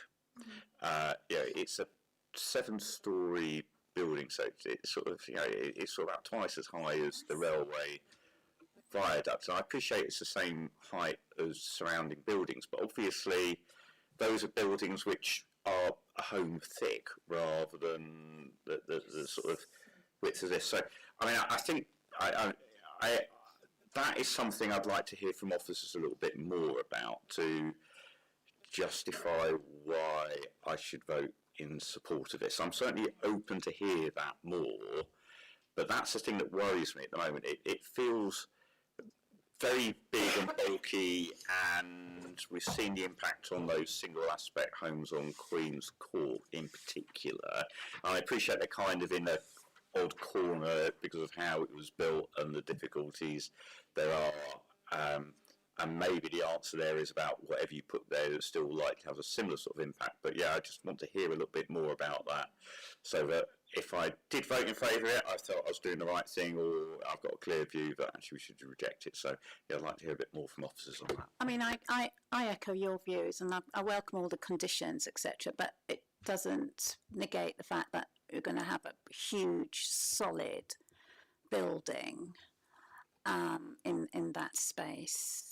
And obviously the impact it has on neighbouring residents is a huge concern of mine, and I think we do need to be mindful of and sensitive to the area and to the residents who are already existing residents, etc., and just the architecture generally of the area, which we haven't sort of. It just seems too high. I would have welcomed it if it was lower, but it's just the massing. So yeah, Emily, can you say anything further? Yeah, I'd just like to reiterate that this has been through sort of 3 pre-apps, and it has been it's gone through our design officers, and we have been working with the applicant to sort of get it to a level which is similar level to the sort of surrounding residential buildings. As Matt said earlier, there's sort of a diagram in the officer report to sort of show it in the context, and it is very similar to Queen's Court in terms of height. It doesn't go above Queen's Court. There has been effort made to sort of push it back. I mean, the gap will be about 17 metres between the edge of the building and Queen's Court. The Queen's Court building. It's been set in sort of at ground floor level and sort of at the top floor. I think the diagrams on the presentation that were kind of highlighted in blue, I'm not sure if they have best represented the sort of massing of it in terms of the 3D models that they do on them sort of just look like a big sort of block, but when you sort of, I mean, I guess. It could have gone lower than Queen's Court, couldn't it? It didn't have to be the same height, and that's how it's been justified, isn't it? I think so. The indentation at the top of the building sort of offsets the sort of the fact that it does sit at a similar height to Queen's Court, but attempts have been made to sort of push it back and sort of reduce the massing and make it look a less bulky. Yeah. Yeah, I mean, just to come back on that, I mean, I sort of said at the beginning about the bulk of this and compared it to the site logistics centre, where obviously they did make an effort to start to create bigger steps in terms of the impact. Now I appreciate that is probably closer to the gardens of Marcia Road, and so perhaps there was a greater need for that. But the counterpoint to that is, with that building, that's to the north of Marcia Road, whereas this is directly to the south of Queen's Court, and so has a disproportionate impact on sunlight. And there's a bit of me which just kind of feels like, if this was a similar floor plan, maybe went up as high as this at the southern end, but was perhaps more stepped towards the northern end, I'd probably find it a happier solution, although I accept that we have to make a decision on the application that's in front of us. So would we like to go for a motion to reject? I'm inclined to. Are you inclined to? Let's see. Going down the line, who would potentially be in favour? Who would potentially be against? Yeah, I'm going to close this.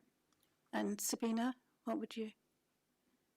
I think if maybe I could do these storage places, but if we need I don't want a narrative against all four. I'll make up my mind. Okay, I'm going to put forward a motion to reject. Do we want to agree on the basis of probably what we need to do? Do we want to have a quick Shall we closed have a quick session closed session? Yes, I think so. Yeah, on massing. so that we can get our Height and our massing. thinking of this in line? Yeah. Well, I'm just saying height and massing. So could we ask the audience to leave the room? We're going to go into closed session for a few minutes, please.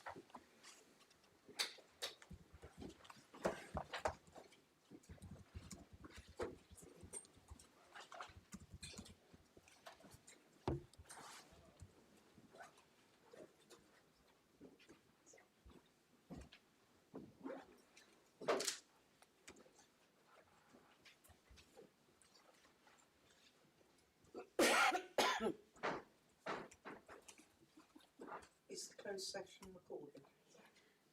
No, can you, My Right. phone's off, so. yeah, can you stop recording, please?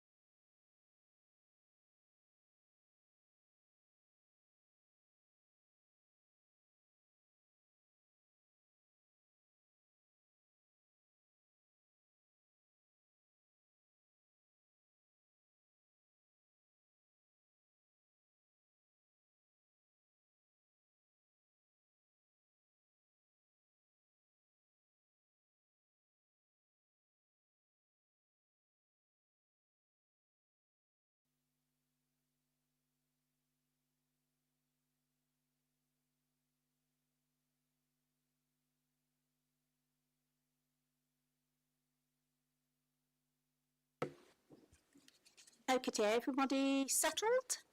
Good. So we're going to go to a motion, and I would like to propose that we refuse this application on the basis that at 22.5 metres, the proposed two-storey building, due to its footprint, lack of articulation and overly dominant height, would be harmful to the outlook, light and general amenity of the surrounding residential properties, contrary to Southwark Plan policies P13, design and places, and P14, design quality, and P56, protection of amenity. Do I have a seconder?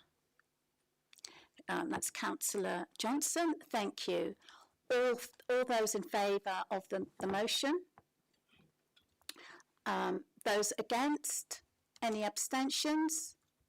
That is carried.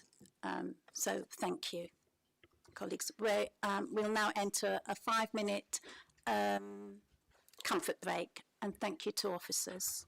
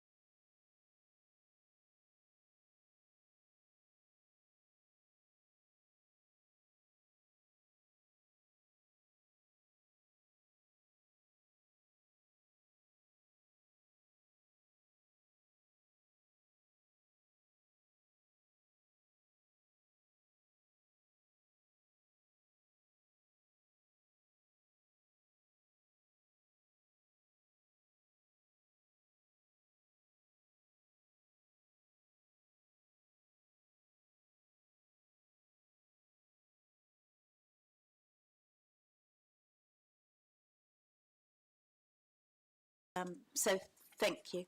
I'm going to invite Laura now to present on 6.2, 47 to 49 Tanner Street, London, SE1 3PL, pages 180 to 247 of the Agenda Pack and Addendum Report. Over to you, Laura.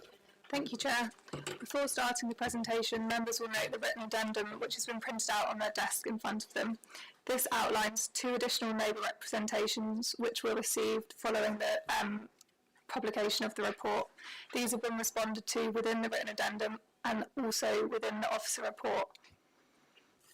A second response from Historic England has been received, confirming that they are content for the local authority to make the decision on the scheme. And finally, minor errors contained within the officer report have been amended, and these paragraph numbers have been noted within the addendum. This presentation is for 2 full planning applications at 47 to 49 Tanner Street. Reference 3009 relates to Scheme A and 3057 relates to Scheme B. Both proposals comprise the partial demolition of the existing building and the construction of a 6-storey building. Scheme A contains 112 units and Scheme B comprises 109 units. There are 2 planning applications being presented to committee this evening. They have been presented as one report with 2 recommendations. This presentation will address both Scheme A and Scheme B. It will be for members to determine each individual application on their own merits and vote on each scheme in turn. The reasons for both of these submissions relates to existing covenants on the site. A covenant is a legally binding restriction on a piece of land. These covenants have nothing to do with the town and country planning system and therefore cannot restrict whether planning permission can be granted or not. Scheme A is the applicant's preferred scheme. However, this would rely on some of the covenants being removed. This is a private and legal process and is not a material planning consideration. Scheme B would be in full compliance with all the existing covenants on the land and would be built out should the covenants not be successfully removed. The covenants are shown on the plan on your screen. The light blue zone along the western edge of the site is a designated void space in order to retain a fire escape from tannery lofts. No structures are allowed to be built in or above this space. Scheme A and Scheme B comply with this light blue covenant. The 2 dark green areas have covenants that restrict the positioning of windows and limit the height of the building.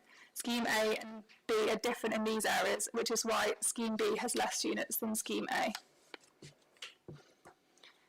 Here is the location plan of the site with the application site edged in red on the left-hand side, and on the right-hand side there is an aerial image of the site with neighbouring roads such as Tower Bridge Road labelled on the image. This map shows the conservation area and locally listed building layer, with the site shown in the red towards the railway line. The site is located in Bermondsey Street conservation area and is also a locally listed building. The site is also in a hot food takeaway exclusion zone and within flood zone 3. Here are 3 photographs of the site. On the left-hand side photo shows tannery lofts and the existing fire escapes. The photographs on the right-hand side are taken from Tanner Street, providing views of either side of the site. This site, the site's relevant planning history is shown on the table on the slide. Planning application reference 18 AP 0896 grants permission for a 7-storey office building. In 2022, a certificate of lawfulness application was issued confirming that works on site constituted a material operation and thus planning permission has been implemented. The slide on the screen now, on the left-hand side, shows the approved office scheme in 2018, and on the right-hand side is the co-living scheme before you today. This table demonstrates the differences between Scheme A and B. The key difference is the number of units, which increases from 109 for Scheme B to 112 for Scheme A. The ground floor plan is the same across both schemes, meaning that the internal amenity space, cycle parking and refuge storage is the same despite the reduction in units for Scheme B. Before I present the floor plans and the elevations, I'm just going to provide a quick summary of the scheme and its benefits. Although the proposal would result in the loss of employment floor space, it is not located within the central activity zone and is therefore considered acceptable, subject to a financial contribution of £48,638, which would be secured within the Section 106.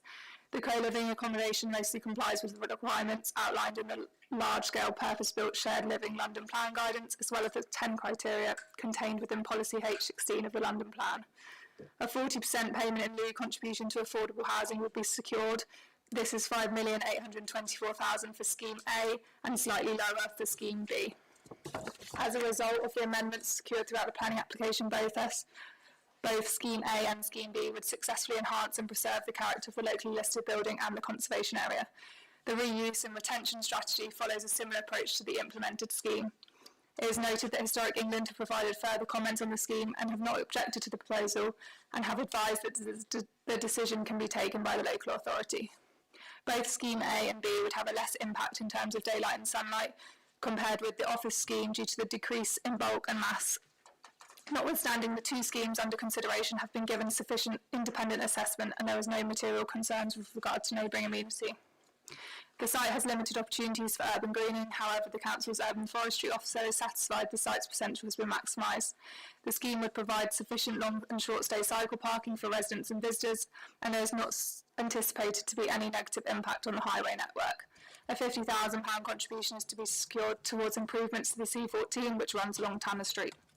Both Scheme A and B have suitable conditions relating to plant noise, vibration, external amenity and screening, and there would also be a £28,000 NHS contribution within the 106 agreement. The development would be future-proof to the district heat network and will provide almost £40,000 in carbon offset contribution as well as being BREEAM excellent. Development does not trigger any B&G, ecology, flood risk or archaeology concerns and subject to suitable conditions for both Scheme A and B and a Section 106 agreement, the proposed development is considered acceptable. An additional rear massing view has also been provided by the applicant. This clearly demonstrates the relationship with the neighbouring properties from the rear and the height of the proposed development in relation to 51 to 53 Tanner Street.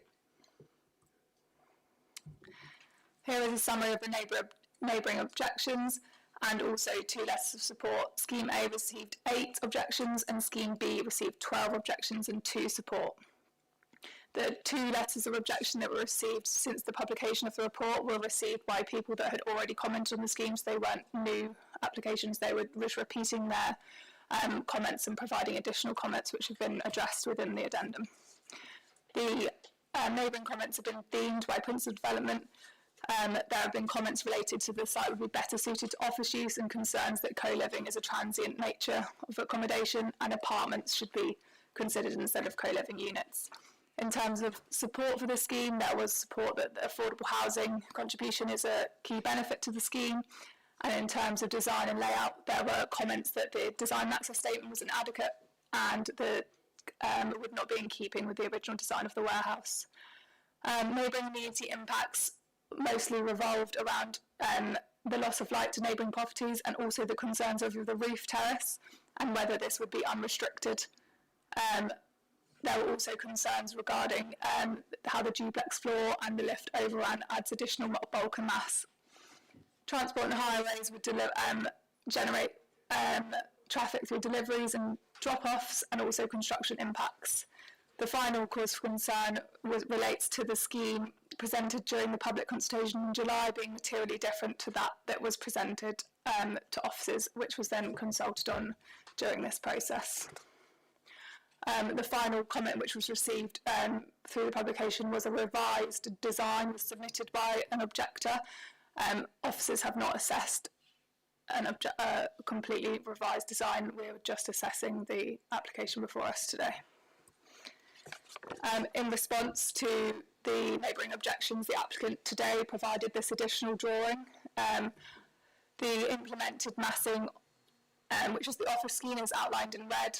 The yellow dotted outline would be the height of the scheme that was proposed in the July consultation, and then as you can see, the elevation here outlines what is here for you today. I've also added in the maximum heights at the bottom of the screen, so it is clear exactly what was proposed and what is being assessed today. Also provide an additional comparison here from the front. As you can see, the same colour scheme is used, so the yellow is the outline from the July consultation and the red is the office scheme.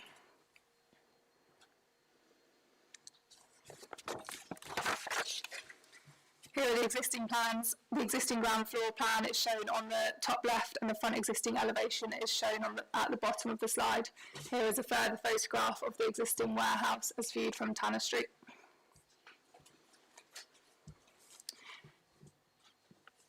Throughout the slides now, I provided Scheme A and Scheme B elevations and floor plans. Scheme A will always be at the top and Scheme B will be at the bottom. I've identified the differences between Scheme A and Scheme B and I'll talk you through them as the presentation progresses. The proposed elevations, as on the south and the front, there is no change between Scheme A and Scheme B. The existing brickwork on the eastern and southern elevation will be retained throughout all the floors. Parts of the northern elevation will be retained on the first and second floors and be incorporated into the new units, whilst new brick elements, reclaimed brick from the upper floors, will be inserted into the northern elevation of the ground floor. Parts of the existing brickwork on the western elevation will be retained. Overall, the proposed development, both schemes A and B, helps to enhance and preserve the character of the locally listed building and consequently the conservation area. The preservation of this locally listed building is supported by the Council's Design and Conservation team.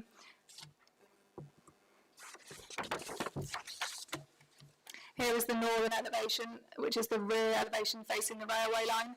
The top plan is Scheme A and the bottom is Scheme B. The differences between the two are identified with the yellow outline shown on the bottom. So as you can see, there aren't any windows on the far left-hand side. There's less windows on the Scheme B. As we go through the floor plans, this will become clear with the 3 reduction in units and the existing covenants. But if you just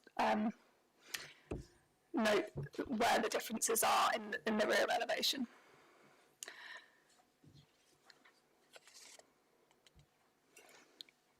Here is the eastern elevation, which faces 51 to 53 Tanner Street. Again, the changes are shown by the yellow outline. And again, here, the western elevation facing Tannery Lofts, there is a slight reduction in massing, shown here by the yellow outline. Moving on to the proposed ground floor plan. Entry to the co-living scheme is accessed through a small courtyard area and then into the entry lounge. Communal amenity is provided at this level, including a gym, kitchen, co-working space and private dining. Cycle parking and refuse storage is provided to the rear and lifts are provided to upper floors. A secure parcel hub and back of house office is also included. There is no change to the ground floor plan as a result of Scheme A and B, so these are identical across both proposals. This is the proposed first floor plan. As you can see, the changes are now outlined in red. At first floor level, 22 units provided for Scheme A, including 6 accessible units. 1 less unit is provided for Scheme B. As you can see here, the unit is removed and rotated 90 degrees. The internal warehouse walls remains exposed for the enjoyment of all residents, which is outlined in the dark black outline.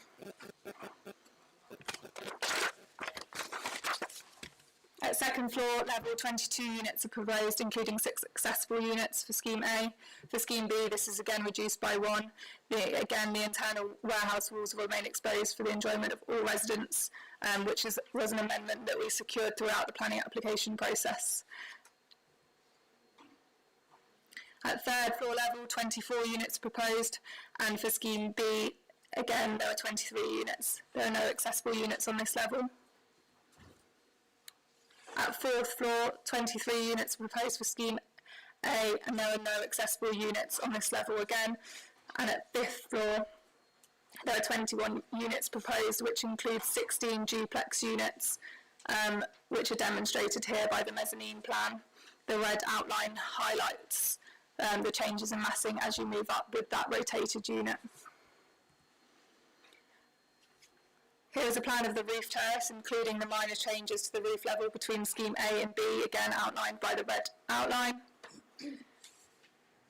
And here are copies of 2 relevant conditions that have been included in the decision notice. Number 27, which relates to roof terrace screening, And prior to first occupation, the details of the privacy screening should be submitted in writing, and this is in accordance with page 70 of the Design and Access Statement, which clearly outlines sufficient privacy screening related to sensitive neighbouring areas. And then condition 31, which relates to the hours of use for communal amenity, so there would be no co-living residents able to access roof terrace after 9 p.m. and before 9 a.m. So those are both already on the decision notices 27 and 31.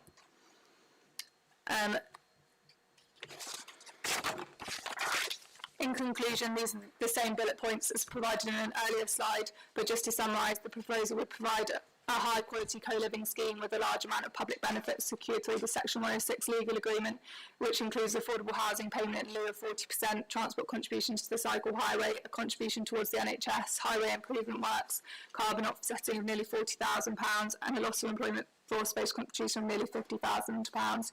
The proposed development is mostly compliant with the development plan as set out within the officer report, and as such, officer recommendations for approval.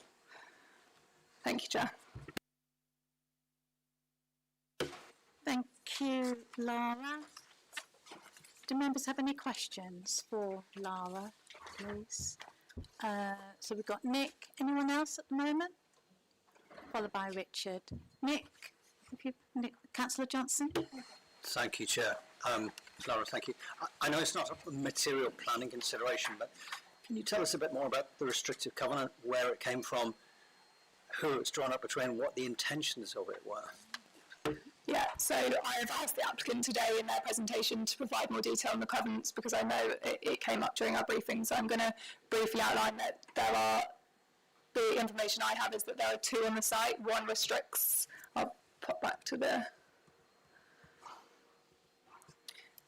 light blue one here restricts there shouldn't be any development because of the fire escape to Tannery Lofts. Now, the development complies with that in full, so there's no difference between scheme A and B. The differences relate to I think there's two 1966 transfers on the site, which restrict the height of the building and also the positioning of the windows. So as you can see, that's quite a large area on the boundary with 51 to 53 Tanner Street. So my understanding is that they couldn't have any windows within that space, even if they were facing towards the railway line. So I think the applicant and potentially the agent would be able to provide that detail that you're looking for. But from a planning perspective, we have assessed it in terms of neighbouring amenity, bulk and mass, and if it's considered acceptable, it's for the applicant to go through the legal process to have those removed, which is why I understand they've submitted those two planning applications. Richard, Councillor Livingston. Yeah, two questions. I mean, first one, going to slide 51. You showed the outline of what was the implemented scheme that had consent, what was consulted on, and then what's proposed now. So this one, because obviously usually when we have consultation, we'd expect the height of the building either stay the same or to come down. This is unusual in that it's gone up after the consultation. So I appreciate it's below the line of the implemented scheme, so I accept it's not really a material planning issue, but I just really wanted to understand why that had happened and what happened between the consultation and the eventual application to have that increase in height. So again, I've raised this with the applicant, so they'll also be available for questioning. My understanding in July 2025, the outline of the yellow scheme was put towards the residents, which has a height which is lower than what came forward. I think the key thing for members today is that the scheme that was submitted and put out for the council's consultation process is the scheme before you today of that height. So the 21-day consultation period has gone out with this scheme. The discrepancy lies between the applicant's consultation prior to submitting this to the council. So unfortunately, we don't have involvement at that stage. It's for the applicant, I think, to then answer why there was slight differences between the pre-application process and the application as it stands today. But officers are confident that the consultation period that we have to undertake as statutory duty has been done to the correct heights. That's really helpful, thank you. So that perhaps leads us to a question then for the applicants later. The other question I had was just about affordable housing, and obviously there's the contribution to affordable housing is in itself not a concern, but obviously in lieu payments is kind of there after we follow a sequential test. So first of all, looking at can affordable housing be delivered on site? If not on site, can it be delivered on an alternative site nearby? And only failing that, do we get to payment in lieu?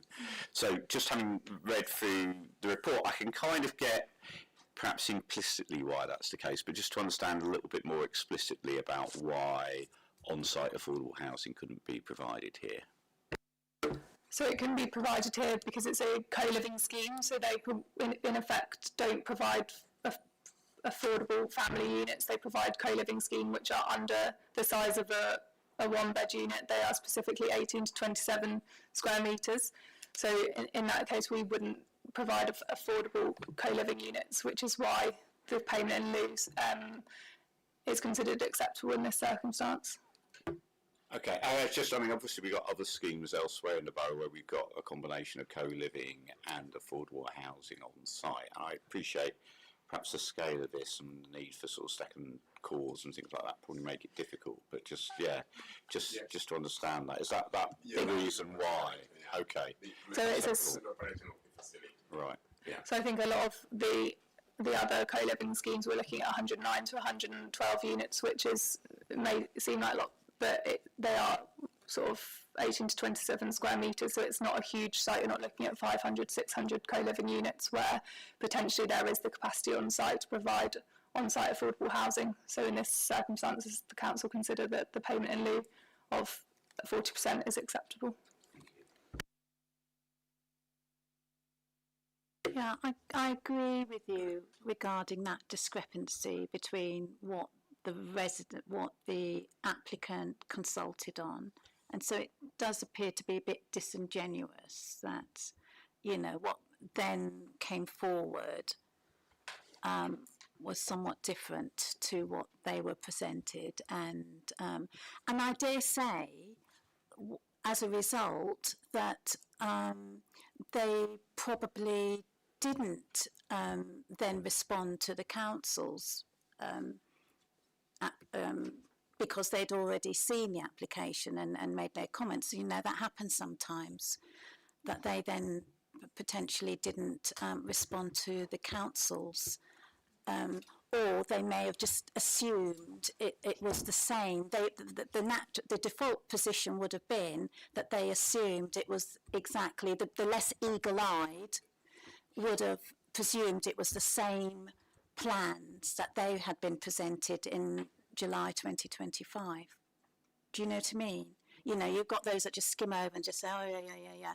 And those who had been like really forensic in their reading would have perhaps picked it up, but others would thought, oh, right, it's the same. Because you would assume, you know, that the applicants are being wholly transparent in presenting the same, or if it was to change, then they should have gone out, presumably, for reconsultation. But you can put that to the applicant. So, I'm going to come up to Historic England, Lara.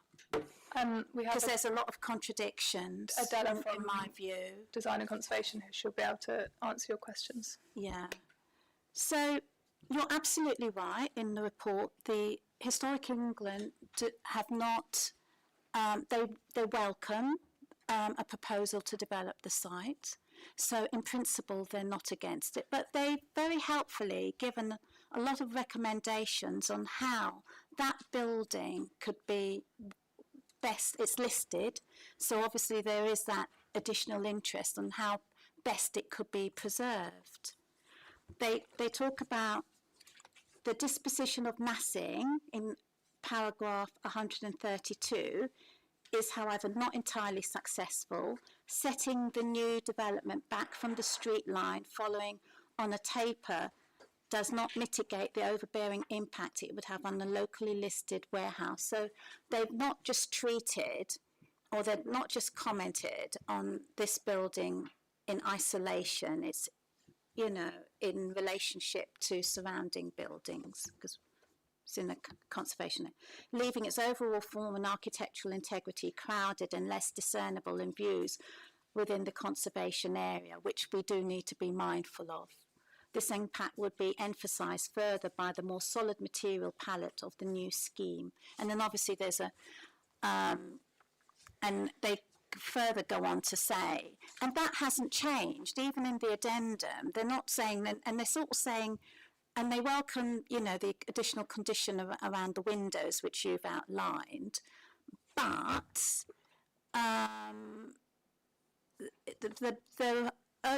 they haven't changed their view in as much as they still have those concerns, is my understanding. Is that correct? They said, conclusion, Historic England is supportive of the ambition to bring an important vernacular building back into use and retain most of its fabric and form, but aspects of the wider proposals also have the potential to improve the condition. And so I don't know why officers didn't really push them to do that, because there's an opportunity. You've got Historic England have provided lots of guidance in actually making this an exemplary proposal, and it falls short of that, doesn't it? And the scheme does, however, feel like a missed opportunity to really capitalise on the heritage potential. And ultimately, isn't that our objective, to do that when you're faced with these buildings? We try to do it with, you know, just locally listed, let alone, you know, a listed building. And I don't know why we have failed to do that, to push the, the scheme, however, does feel like a missed opportunity to really capitalise on the heritage potential of the site, as encouraged under NPV. They even named the policy. Historic England are unconvinced that the new elements proposed would respond or integrate as successfully with the surrounding conservation area. That's really key for me. It needs to complement the surrounding buildings within the conservation area, and they state that it's less than.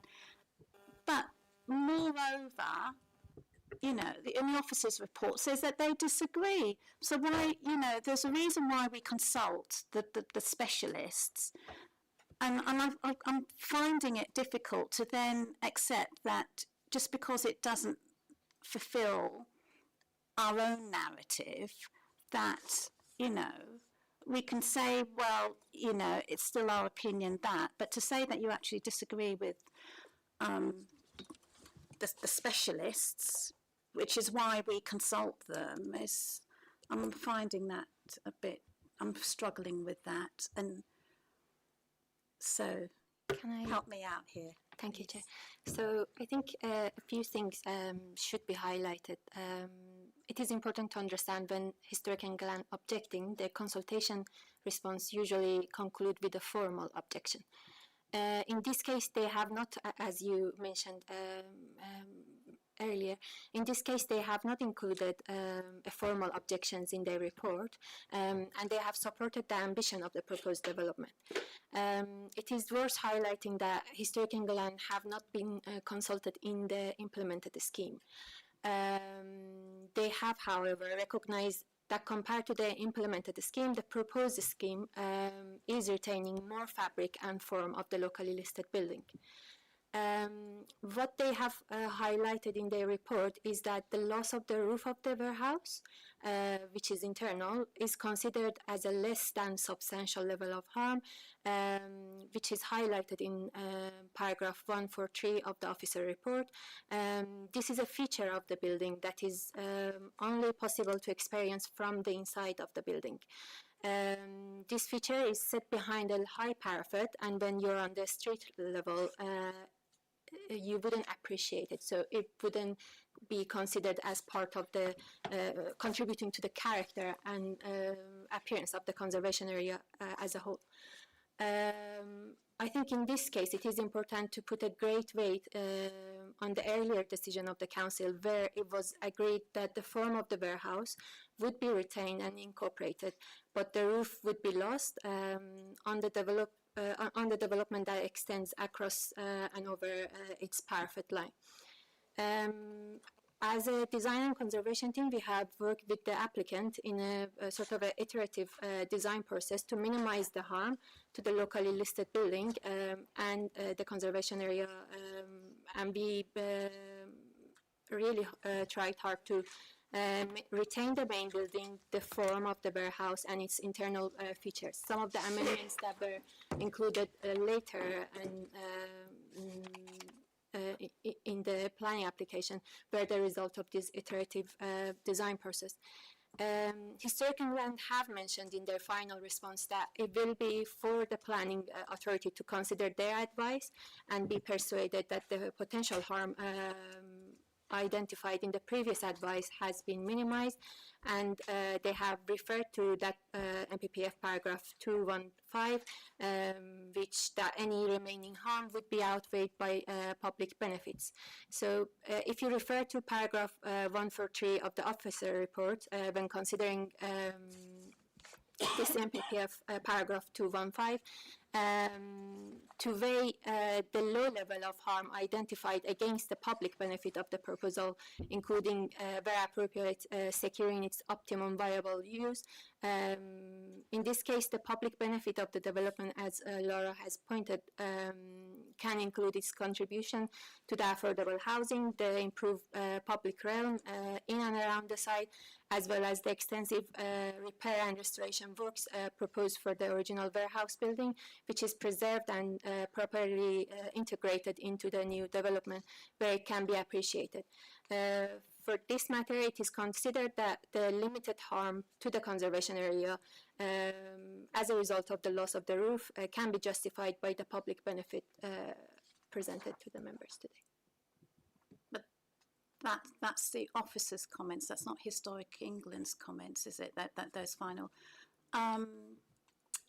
Sorry, Chair, can I elaborate on that a little bit better? Yeah. So Historic England essentially identified a low level of harm. Where did they say that? In the officers' report. Where did they say that? Because they didn't only refer to the roof. They refer to, I mean, I know you've spent a lot of time talking about the roof. Yes. But then they wasn't consulted on the previous scheme. That's clear. So we don't have any comments from the previous consented scheme, do we? Because they either didn't comment or officers at the time didn't seek, didn't consult them. So, but they've been consulted on this occasion, and they've given quite a detailed commentary on their response. And even looking at the design, because I noticed that the adjacent building, so you've got the you've got the listed building, then you've got the proposal, and even on those windows, I know they've made reference to those windows. You've got the, I don't know in planning design terms what you call these like little arches, but that doesn't complement that. And you've got it here on this building, but this doesn't complement. That doesn't. Yeah, that doesn't attempt to complement, because that's what Historic England have said. It doesn't complement the rest of the buildings in the vicinity. So why couldn't you, or not you, but I'm just struggling to, this is not to you, Lara, it's a design. Why couldn't officers encourage just that little feature? It's a relatively small feature, but it's an important one to the area, and that is what essentially Historic England have commented on. So I know you spent a lot of time talking about the roof, but something like this in terms of the streetscape, to, you know, having that sort of brickwork, and it may have been more expensive to produce that, but then that makes it stand out, doesn't it? Because if you had the continuation, you've got it on that side of the building, that's on the other side of the development, proposed development. You've got it on the listed building. it's a relatively simple thing to do, but it's not, and I don't understand why that hasn't been picked up in terms of just fitting into the, and making that slight design change to the fabric to fit into what currently exists. So, What's your view on that? so for us, it was really important to maintain that character of the existing warehouse on the frontage. And But it doesn't. That's my point. It doesn't, Adele. I'm sorry. Well, you're referring to the implemented design, but if you look at the proposed design, the intention was to make that facade simple and not to overwhelm the existing brick element of the locally listed warehouse.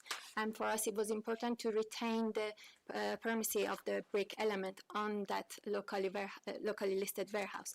So it is a slightly different, and the design was intended to be as simplistic as possible to not overwhelm when you view that locally listed warehouse in the street views. In addition to that, I think Historic England, when you refer to they are mentioning about the massing in paragraph 132 of the officer report. They are mentioning the disposition of the massing is not entirely successful. But they have sort of note the massing is identical to the consented and implemented scheme, and which they didn't originally comment on. Can I just interrupt there? We've just had a look at the 2018 scheme, and Historic England were consulted on the scheme and didn't provide a response. So it isn't the case that officers did not consult Historic England. It is the case that they were consulted on as a statutory quantity and they didn't provide a response. It's really odd, and clearly, obviously, it's nothing to do. It wasn't chased up, because I would have thought that would have been really, really important for a conservation area and locally listed, and perhaps it was an oversight internally at their point. But anyway, but thank you for that clarification, Laura.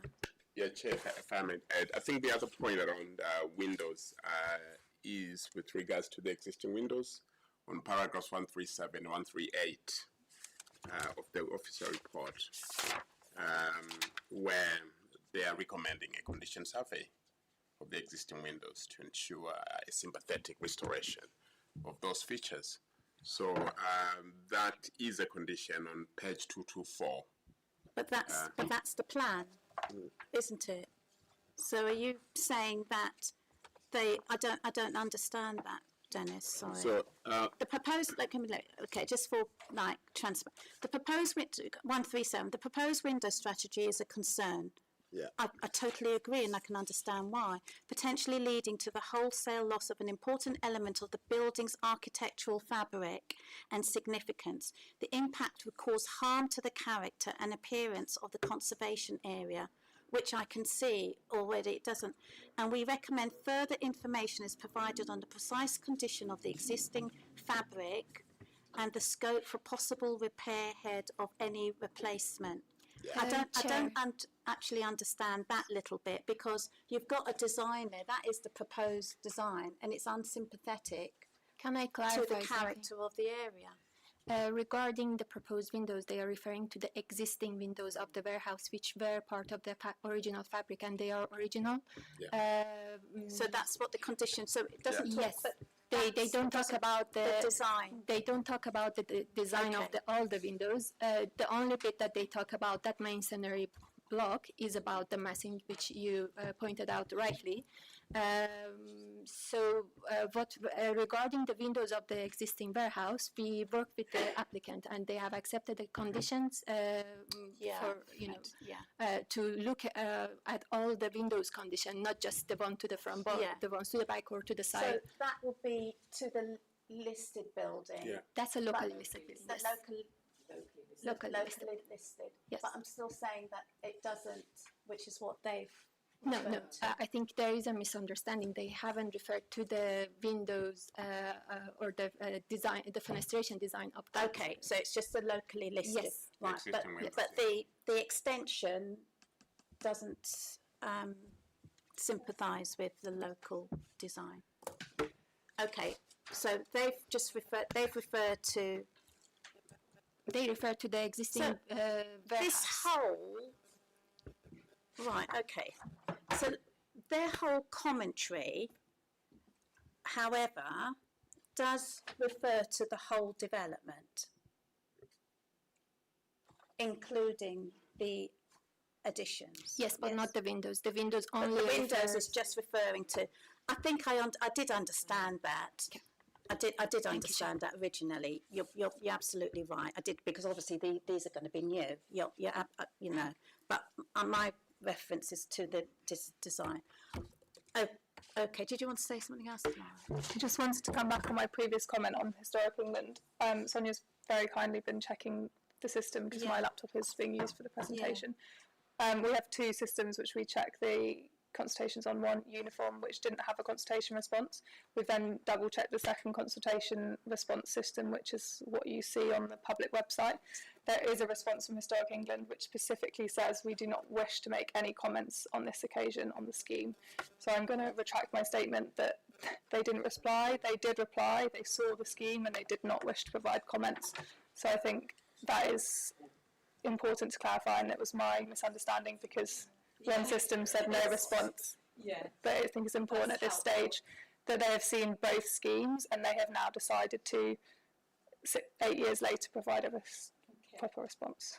Thank you, Chair. All righty. Just note my comments, though, colleagues. Any further questions to Lara or Adele? No. So, how did they manage to microphone? Sorry, I'm always telling them that, but I always forget. How did they manage to put an upper floor if they're going with the conversation? I can't say the word now. Conservation. I can't say it. Area. Why have they put an extra story on top? Sorry, I didn't. If it's a block, if it's that cup, why did they put another cup on top of it? Well, they have tried to retain the existing warehouse. The main form, the four main walls are remaining. The floorboards will be salvaged and will be reused, and the internal columns and a lot of the internal features, such as I don't know, fireplaces or the existing rear wall, or there was a water pump inside the building because we So what you were saying is all they had was the they are shell. saving all of that, and they are saving, you know, the primary facade as well. They are introducing extensions to upper floors, but they please bear in mind that they have done, you know, I don't know, they tried really hard to retain the existing warehouse, but then that element, which has an extension, has a good amount of setback. And I don't know how to better elaborate on that. If you're saying the building is damaged inside, so you leave the shell and you build the inside, but why is it taller? The building is not damaged. The building is being retained. The only minimum level of harm that probably will be caused is that loss of the roof of the building, which is because of the high parapet on the street view. It wouldn't be visible from the street view, and we're making an argument that because it's not visible, it doesn't contribute. It is internal to the listed building, to the locally listed building, but it doesn't contribute to the character and appearance of the conservation area. Why they're making it higher, I don't know. That would be a question to the applicant. Not to me, sorry. That's a question you should have asked. Why is Right, it well, taller? you can ask it to the applicant. I am going to ask Okay. it, but I'm just saying it should have be a question that it should have asked. Okay. Could you switch off your microphone, Sabina? Oh. Please. Thank you. Thank you, Adele, for now. Do we have any objectors that would like to come forward?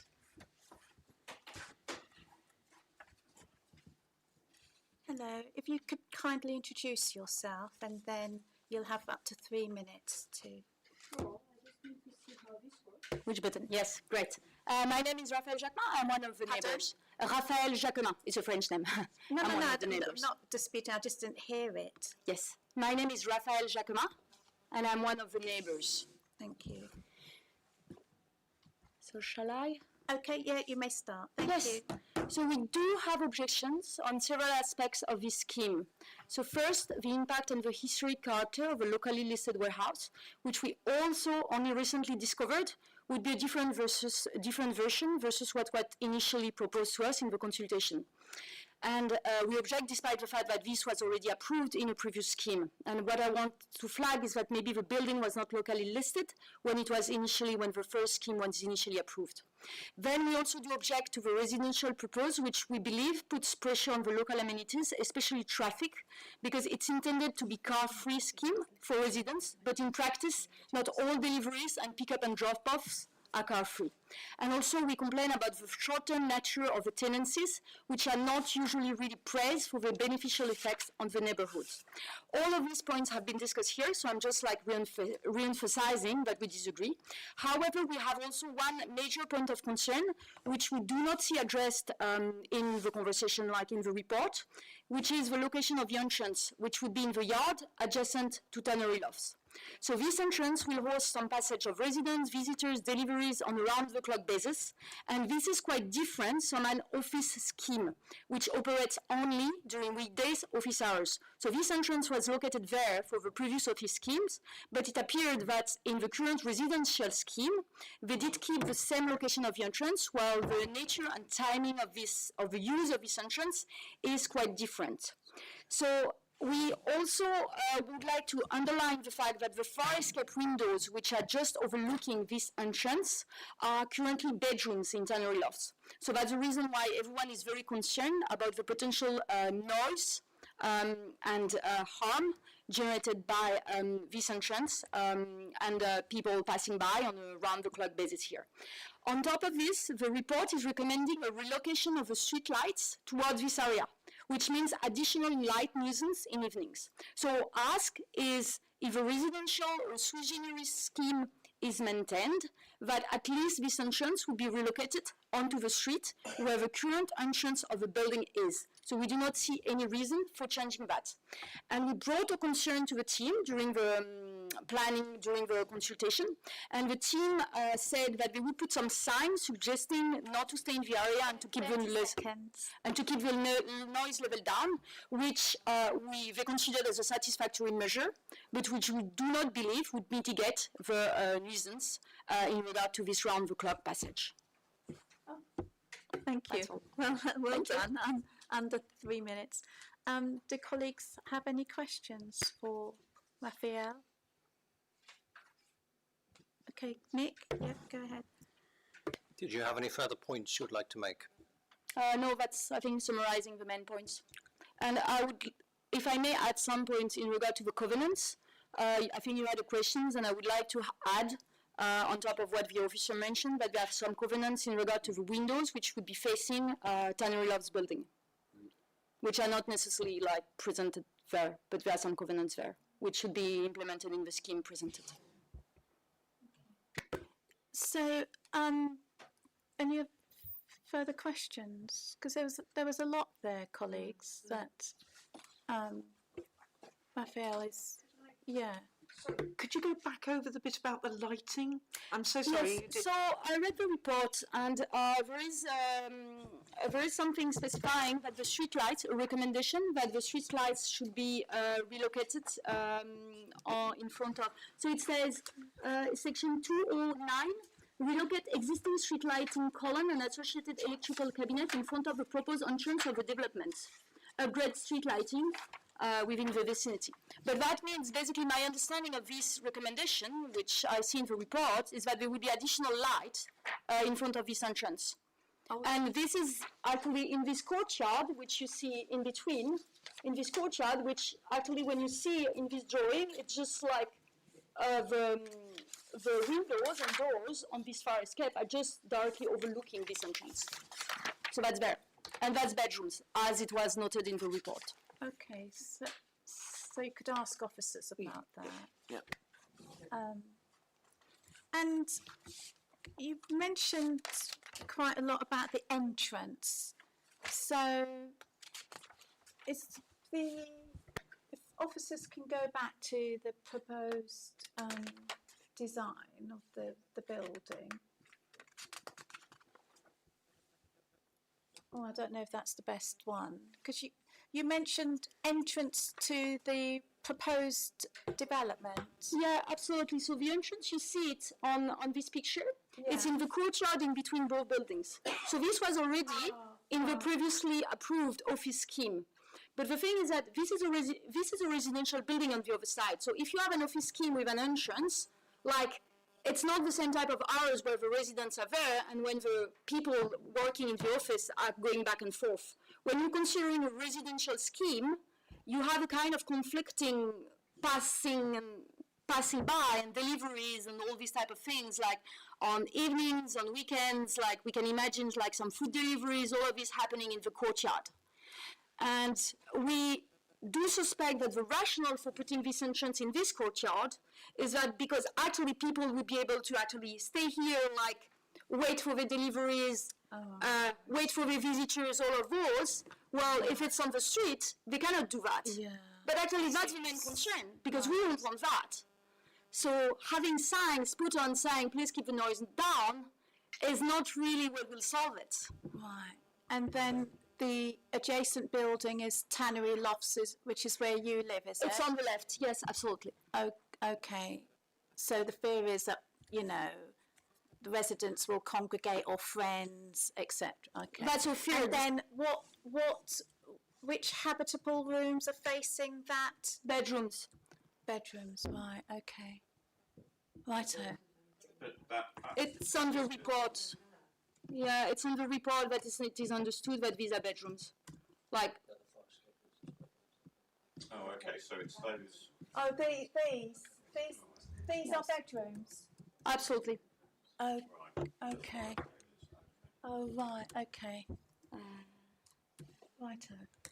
It's on point 163, but it's confirmed. 163. Tannery Loft is located to the west of the application side. These appear to be bedrooms or circulation space. They are located at first, second, and third floor. Okay. And knowing the configuration of the building, I can confirm that most of those are bedrooms. Righto. Okay, that's clear. That's clear.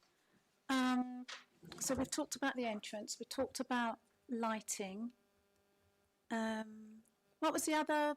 So my three initial points. So the entrance is a key concern which I didn't see discussed, and that's the reason why I wanted to raise it. Yeah. Then we have objections on the 3 points which are the massing, like in line with what you said before. I would like to point the fact that I do not believe that this building was locally listed when the previous application was granted. I'm not sure about that. Is that correct? Yeah, that's where you're just. But then maybe the considerations was not exactly the same when the building was not locally listed. Yeah. So this is something to add up to the constraint which we should take in consideration when we're considering a design scheme of a building which is locally listed, because in the past it was assessed for a building which was not locally listed. The second point which we have is in concerning regard to the residential usage versus the office scheme, because that's putting pressure on all the local amenities. Well, it's not an office scheme, so let's just stick to the current proposal. I'm referring to the office scheme because I understand that's the fallback. Yeah, okay, but That's why, and it was approved. Yeah, but this is a new application, Absolutely. so this is all, so we can only comment on the application before us. On the residential scheme, our concern is the pressure on the local amenities, and I will emphasize the concern in regard to the traffic, because Tanner Street, I don't know if you have been walking around Tanner Street, it's quite narrow, and you have a lot of cars usually parking on the side, and it's frequently blocked because of deliveries and this type of things. If you add 100 residents in this narrow street, and all the streets around are kind of one way. So basically, if you get stuck there, you have to go all around the block. So we're a bit afraid that this would add some congestion, and there is nothing to mitigate that because the streets are narrow, you cannot do anything about it. And people cannot park on Tower Bridge because there is a red line here. So people would go to park on Tanner Street.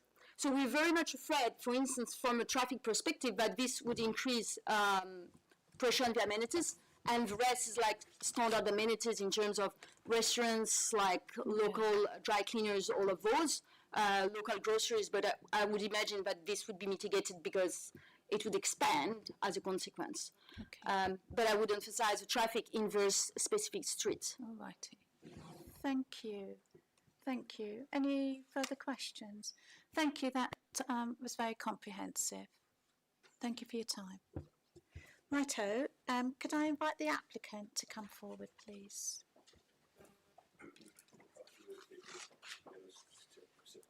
Oh yeah, just all of you come up. Who's potentially? So we'll go through formal introductions and your roles, and then we'll start the clock at 3 minutes up, and you'll have up to 3 minutes. So if we start at that end, you're. Hello everyone, I'm Mike Fox, I'm the Heritage Consultant for the scheme. Heritage Consultant? Yes. Okay, thank you. Oliver Lowry, Director of Ackroyd Lowry Architects. Architect. I'm Chris Brown from Rolf Judd Planning, and I'm the agent. Agent, yep. And I'm Chris Riley, I'm the applicant from Bywater. I haven't got you down, so Chris Riley. And where are you from, sorry, sir?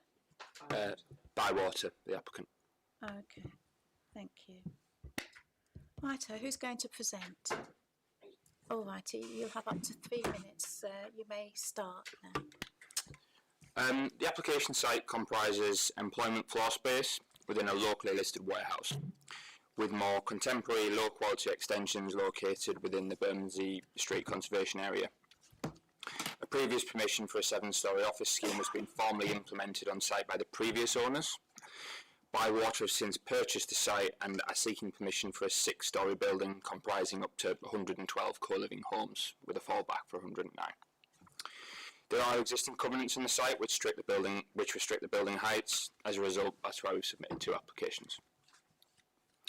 Officers have confirmed that no on-site affordable can be accommodated on a site of this size. So a policy compliant payment in lieu will be secured for each scheme, equivalent to a 40% provision, which amounts to an index-linked figure of over £5.8 million for Scheme A and £5.65 million for Scheme B. The new 6-storey proposals will be between 3 to 7 metres lower in height than the implemented consent on the site. This respects the approved built envelope and therefore has a lesser impact in terms of daylight and sunlight due to the decreased bulk and mass of the site. The proposals for this site have evolved through pre-app discussions with Southwark officers alongside public consultation, and particular focus has been given on retaining historic elements within the existing locally listed warehouse building, including internal features and the existing elevations of the building. The Council's design and conservation officers support the proposals, and we're pleased as a business to see that we could use more of the historic fabric of the building versus the extant scheme. The key benefits of the development are the creation of up to 112 purpose-built co-living units, which contribute towards Southwark's housing targets, including 11% wheelchair accessible units, a significant payment in lieu of on-site affordable housing to be secured by Section 106 agreement of between 5.824 million and 5.65 million, depending on the scheme pursued. All accommodation facilities will meet and exceed standards outlined in the GLA's large-scale purpose-built shared living LPG. We are delivering an environmentally sustainable scheme which enhances the urban greening and biodiversity through the provision of high-quality greening solutions throughout the development. The development is car-free, with a secure cycle parking and cycle hire scheme, which encourages sustainable modes of transportation. And in the context of all of this, we hope members of the committee can agree that the proposed scheme fully aligns with Southwark's local plan and should be approved. Thank you all for your time. Thank you. Just in time. Do members have any questions? So I've got Councillor Livingston, followed by Councillor Emmanuel. Anyone else at the moment? Councillor Livingston. Thank you very much for your presentation. I just want to return to the question I asked officers earlier, just to understand what happened between the consultation stage and the final application to effectively add an extra story, and given that feels like an unusual way round for a development to progress. Yep, sure thing. I think if we could go to slide 51, it might be the best diagram to use, and hopefully it provides most of the answers. So I think the first thing we should outline here is that the consultation took place after the second pre-application meeting, and we were to get feedback from local people on the principle of the development. We then, after that meeting, had a third pre-application meeting where we presented something closer to this scheme. And then it has gone in for planning. All neighbours have been notified. Any changes to the scheme, and when we've had to reconsult, they've also been notified again. So there's been multiple opportunities to see this. It's not a tactic in any way or anything along those lines. I think if you can see here from the consultation massing, there was a few notable changes that happened between here and where we've got to now. So you'll notice the smaller windows on the kind of just below the roof terrace. Those are serving the bed decks, which were added post-consultation. So that's enhanced those units, created these new kind of bed deck units, which aren't habitable floor space. They're below 1.5 metres, which would kick it into being another story or a habitable floor space. And so that's why it would appear as if there's an additional story, but that is serving one floor.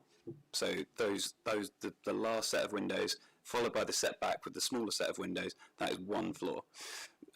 The top story as well comprises the stairs and the lifts. In the previous scheme, 7-story scheme, as described in the description of development, that did not label that lift overrun as a story either. So we've just followed exactly the same principles as the previous scheme. In total, to break down the numbers, the numbers there at the bottom of the diagram, those are from the absolute maximum point of each scheme. So in the implemented scheme, that you can see that taller line, and then it steps down. That step down is the parapet of the previous office scheme. Above that, where it steps in, that is plant and quite a bulky set of plant, and also the lift overrun as well. So I just wanted to be really clear about where the kind of extremities of the scheme are. So there's 3 metres between the consented and implemented scheme and the proposed scheme, and there's 3 metres between the proposed scheme and the consultation scheme as measured from that point. But if you were to look at the, well, I've got more ones here. So if you were to take the actual roof lines as well, then the difference between the consultation scheme and the proposed scheme is 2.1 metres in one location and 2.5 in the other. So a very minor difference between the two in our book. And of course, schemes are allowed to change between holding the consultation and submitting the application. Otherwise, you wouldn't be able to make the changes required by members of the public or otherwise. So it would be strange to, for such a minor change between the two schemes to have to reconsult again when the application is already going to have to do that. About the existing levels? There's another point here around the existing an additional staircase. So because we've got an accessible roof terrace, we needed a second stair, and as a result of the second stair, that is basically pushing up the level as well. So it's not just the bed deck. So it's a fire safety driver as to why it's had to be incorporated essentially. Okay, that feels clearer as an answer. Thank you. Thank you. Councillor Manuel?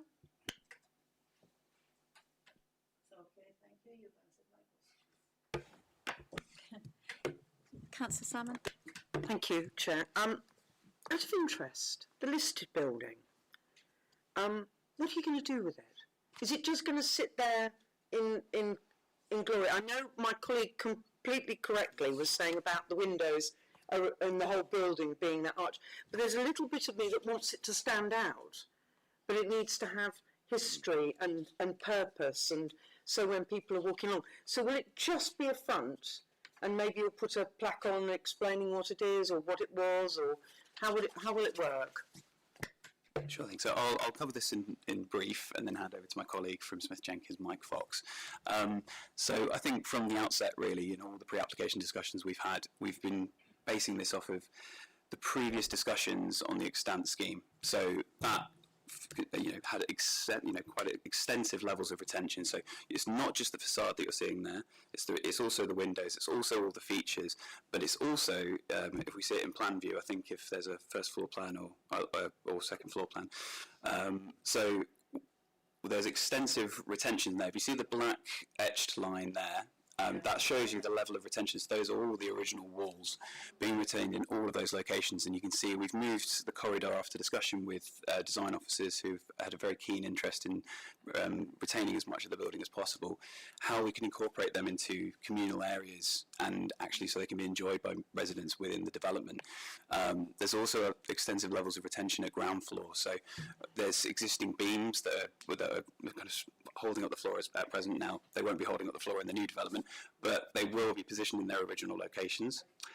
We've also got retained fireplaces. There's quite an old looking kind of pump that's in one of the corners of the room. It's kind of a great aesthetic. It doesn't work anymore, it doesn't do anything, but we're looking to retain as much of that as possible. And we've gone over and above the levels of retention in the previous scheme. So we have actually discovered at the ground floor level. Sorry, can we just stick to this scheme rather than the extent? Yes, I'm saying how we're going. Can we just stick to what is proposed for this scheme? So we have gone over and above what was proposed previously, but I think that's an important point, is that we're doing more than the previous scheme. And so we found additional areas in the top right of the ground floor level where some of the original wall had been scheduled for demolition. We're also retaining that instead. We're also putting in facsimile brick walls within the ground floor space so it can have that kind of warehouse feel and be a bit of a feature for any of the residents that are coming into the development. So I think that covers kind of the internal retention. Can I add one more thing? Yes, you can. And then we'll cover the view from the street with my... So on the first and second floors, I think, and this is something that working with Southwark's design officers, we came up with something that was better by iterating, is that you actually now go into the co-living bedrooms through what used to be the windows.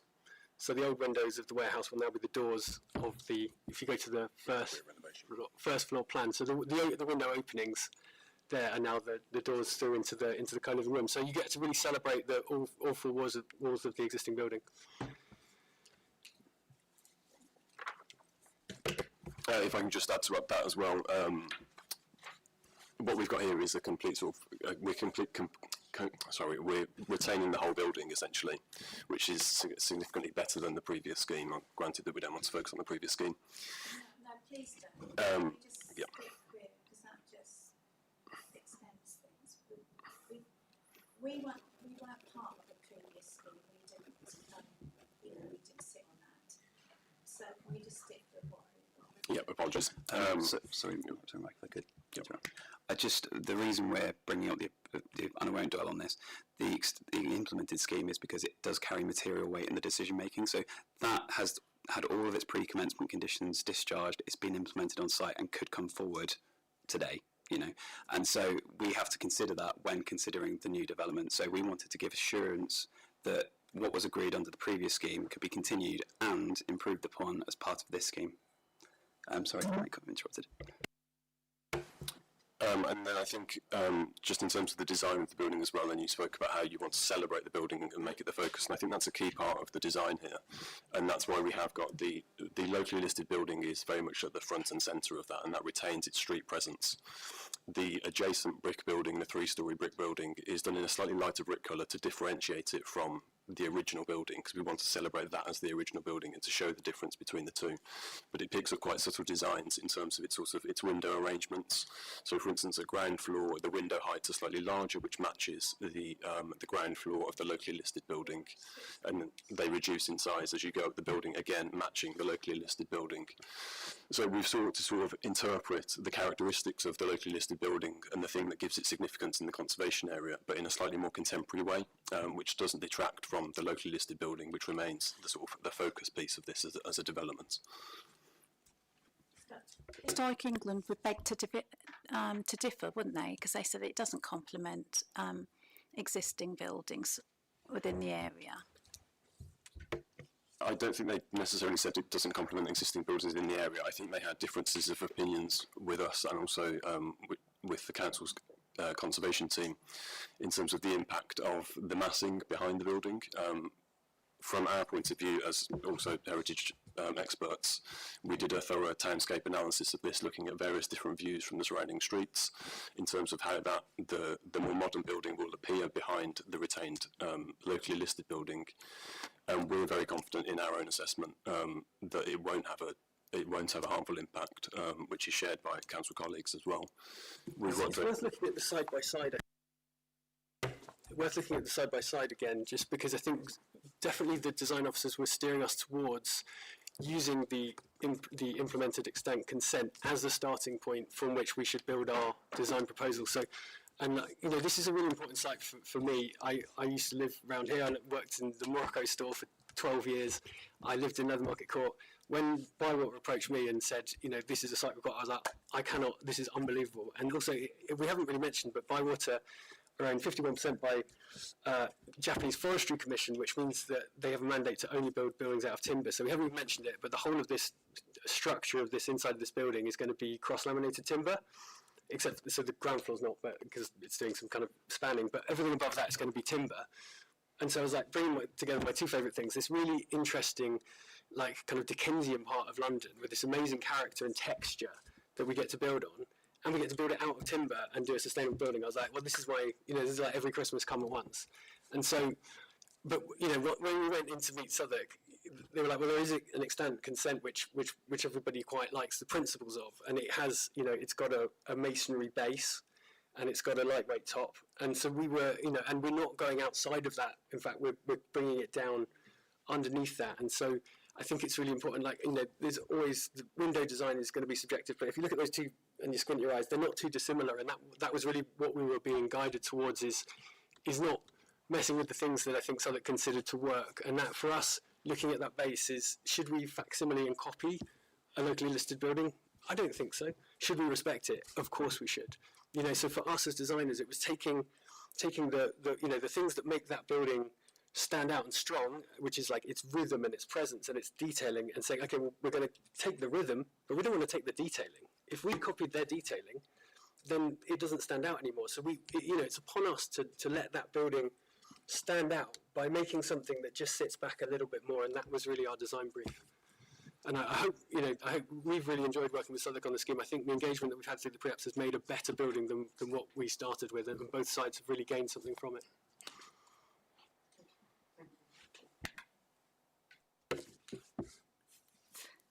I would still beg to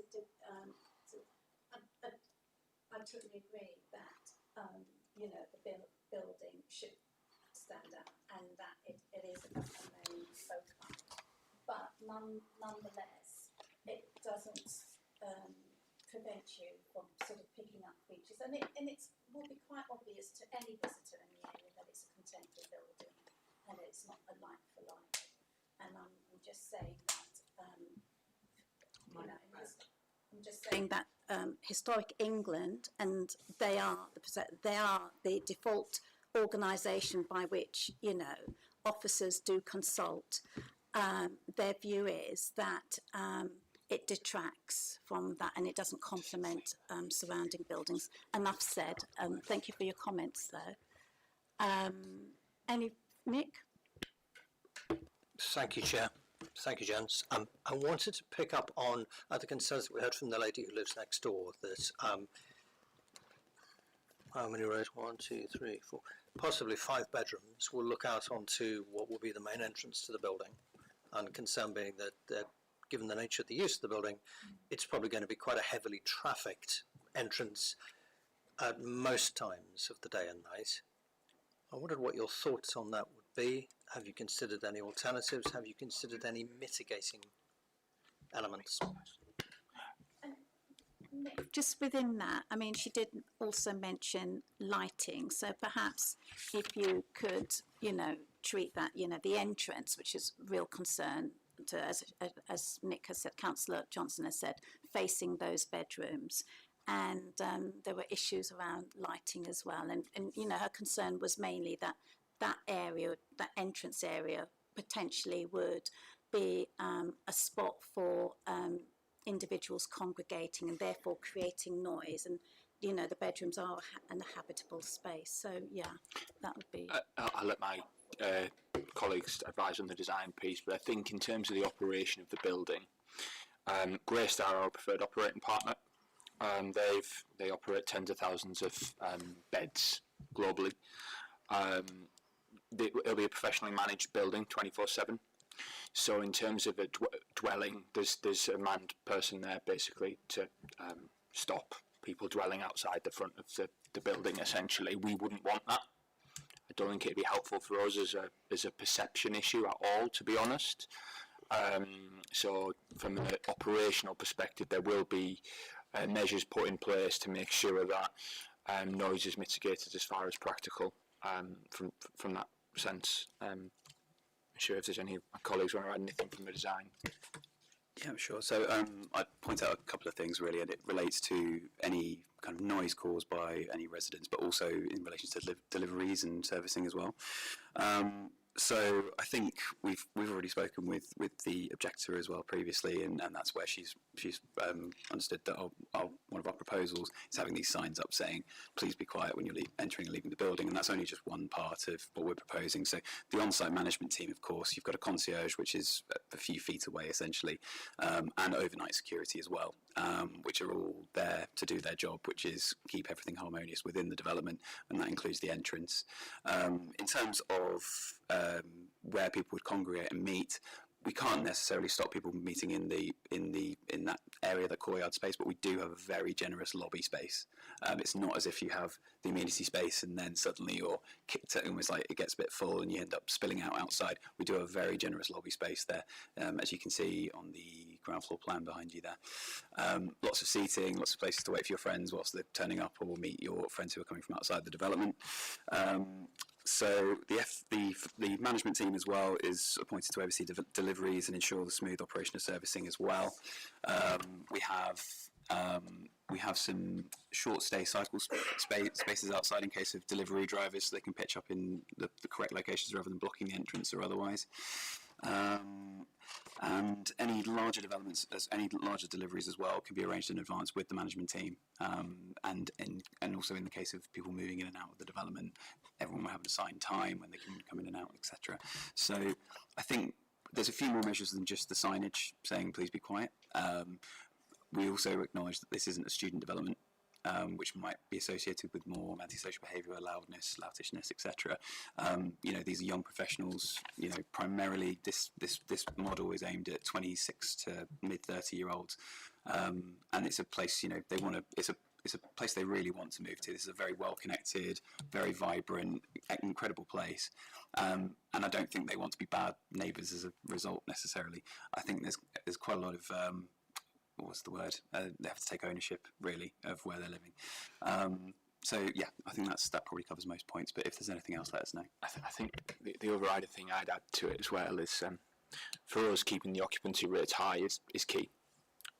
So noise to neighbours impacts the residents within our building as well. So we have a vested interest, not just to the neighbours to be a good neighbour, but to support us actually having a high occupancy rate, essentially. So the motivation factor is there for us to make sure this is as professionally managed as it feasibly can be to mitigate any noise impacts as far as we practically can, I think. Can I ask? Go, no, it's a go brief ahead, follow-on. Yeah, go on, Nick. Given the nature of the likely occupants, I imagine there won't be much cooking being done. So there will be quite a few delivery drivers. Apart from having a rack for where they put the bike, do you have any other traffic management schemes, for want of a better phrase, to manage, I don't know, on a busy Saturday night you could have 10 delivery drivers appear within an hour. Are they going to be brought straight to the lobby? Are they going to be kept outside? How are you going to make sure that you don't have 5 mopeds and 2 bikes outside with people on phones trying to ring? First thing it says, you can cook. There's a hob and a microwave in your room, and then there's a communal kitchen to cook in. But the point is definitely valid, especially on a weekend. But in short, yes, they can dwell within the development itself. They wouldn't have to be forced to wait outside. I missed the quickest answer to that. The objector, Raphael, mentioned lighting. She had concerns around lighting. Could you comment on that, please? Absolutely. So I think I referred to the street light and the repositioning of that. So one thing that isn't in the CGI, but is I think on Street View, is a street light that is essentially almost. Oh, sorry, I think the laptop's died at the same time.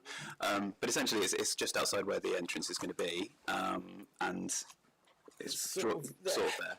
Oh, there you go. It's behind you now. And so that is exactly where the entrance is going to be. So we need to reposition that light. That is subject to, it's outside of our red line, so it's subject to its Section 278 agreement, which would be agreed following, it will be enshrined in the Section 106 and then agreed separately. So the exact location of that, we can move it. Yeah, there could be a condition attached to move it to somewhere which is appropriate within the 278 agreement, essentially. Require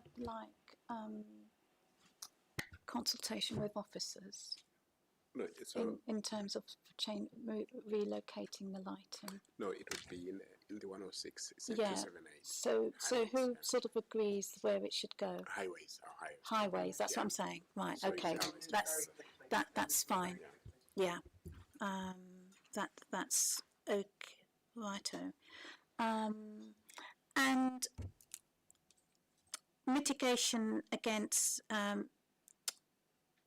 noise, deliveries and times, perhaps that's a discussion that we can have around recommendations or even potentially a condition for deliveries. Are you open for us to do that and set some parameters around that? I think that's absolutely fine. There is a delivery and servicing plan condition already attached to the planning permission. So Yeah. the current plan is draft. Do we have times though? If we don't have so times. It will be subject to council sign off. So it will rest with the officer and highways and transport to make sure that they're comfortable with the solution. Righto. Okay, thank you. Any further questions for the righto? Thank you, sirs. Thank you, gentlemen. Thank you very much for your Thank you time. very much. Yeah, thanks guys, thanks very much.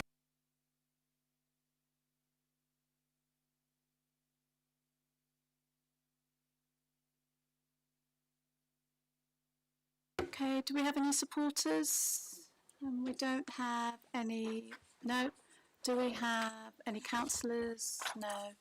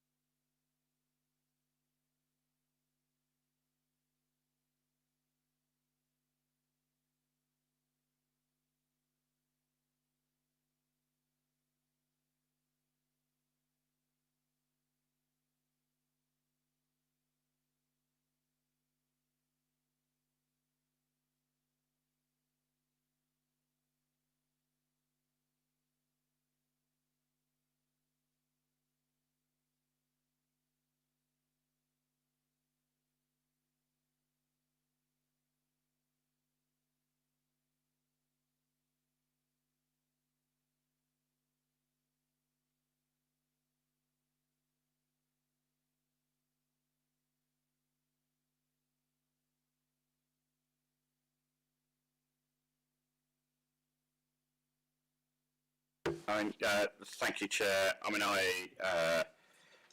It's been useful to discuss all this. For me, the thing it does come back to is we do have an extant permission which has been implemented. This feels to me like it's an improvement on that, in that I think it is better in terms of maintaining the heritage. It's obviously a less bulky building than, or a shorter building than the current one. And the other advantage that we got over the extent scheme is that we are getting a positive contribution towards affordable housing. So for me, those are all things which are benefits that this scheme has, which the scheme that we would otherwise have would provide. So I think, and I would therefore be in favour of it.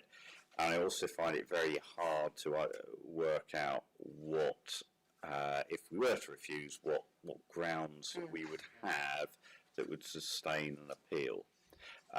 So I've certainly not heard anything there which made me feel strongly enough that if we were to object to this, that there was something there that would hold water if this went to appeal. So given that, I'm minded to approve the scheme, Chair.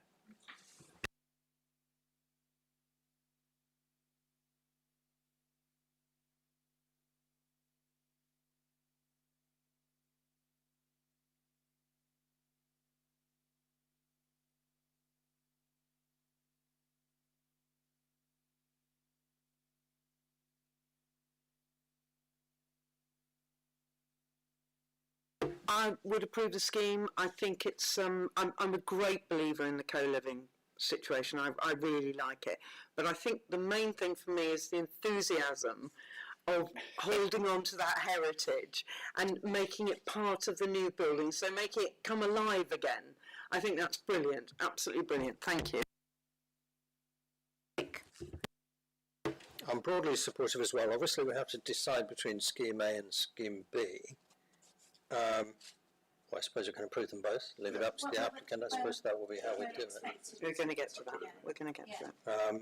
Scheme A, we haven't really touched on the differences, which don't seem to be huge. Scheme A does seem to have slightly more terrace space, slightly more windows on the rear elevations.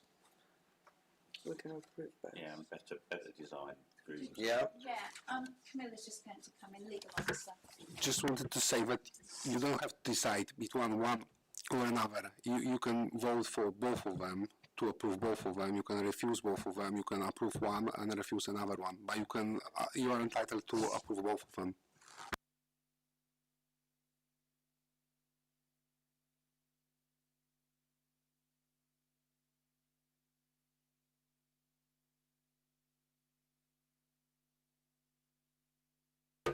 The concerns I had were addressed, and they seemed very enthusiastic, and they thought of most of the things that would have made it objectionable.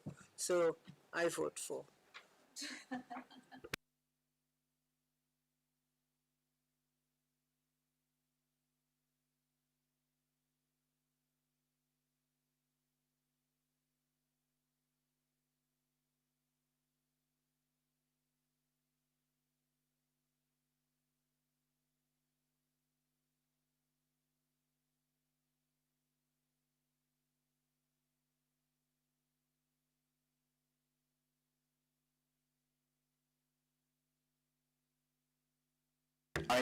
Yes, Chair. We've heard officers say that the applicants would prefer Scheme A, and I'd have to say, looking at this, I think Scheme A is probably the better scheme as well, because I think some of those room layouts certainly seem better in Scheme A in terms of locations of windows and things like that. So yeah, but I don't have, I don't feel strongly enough about Scheme B being worse to object to that one either.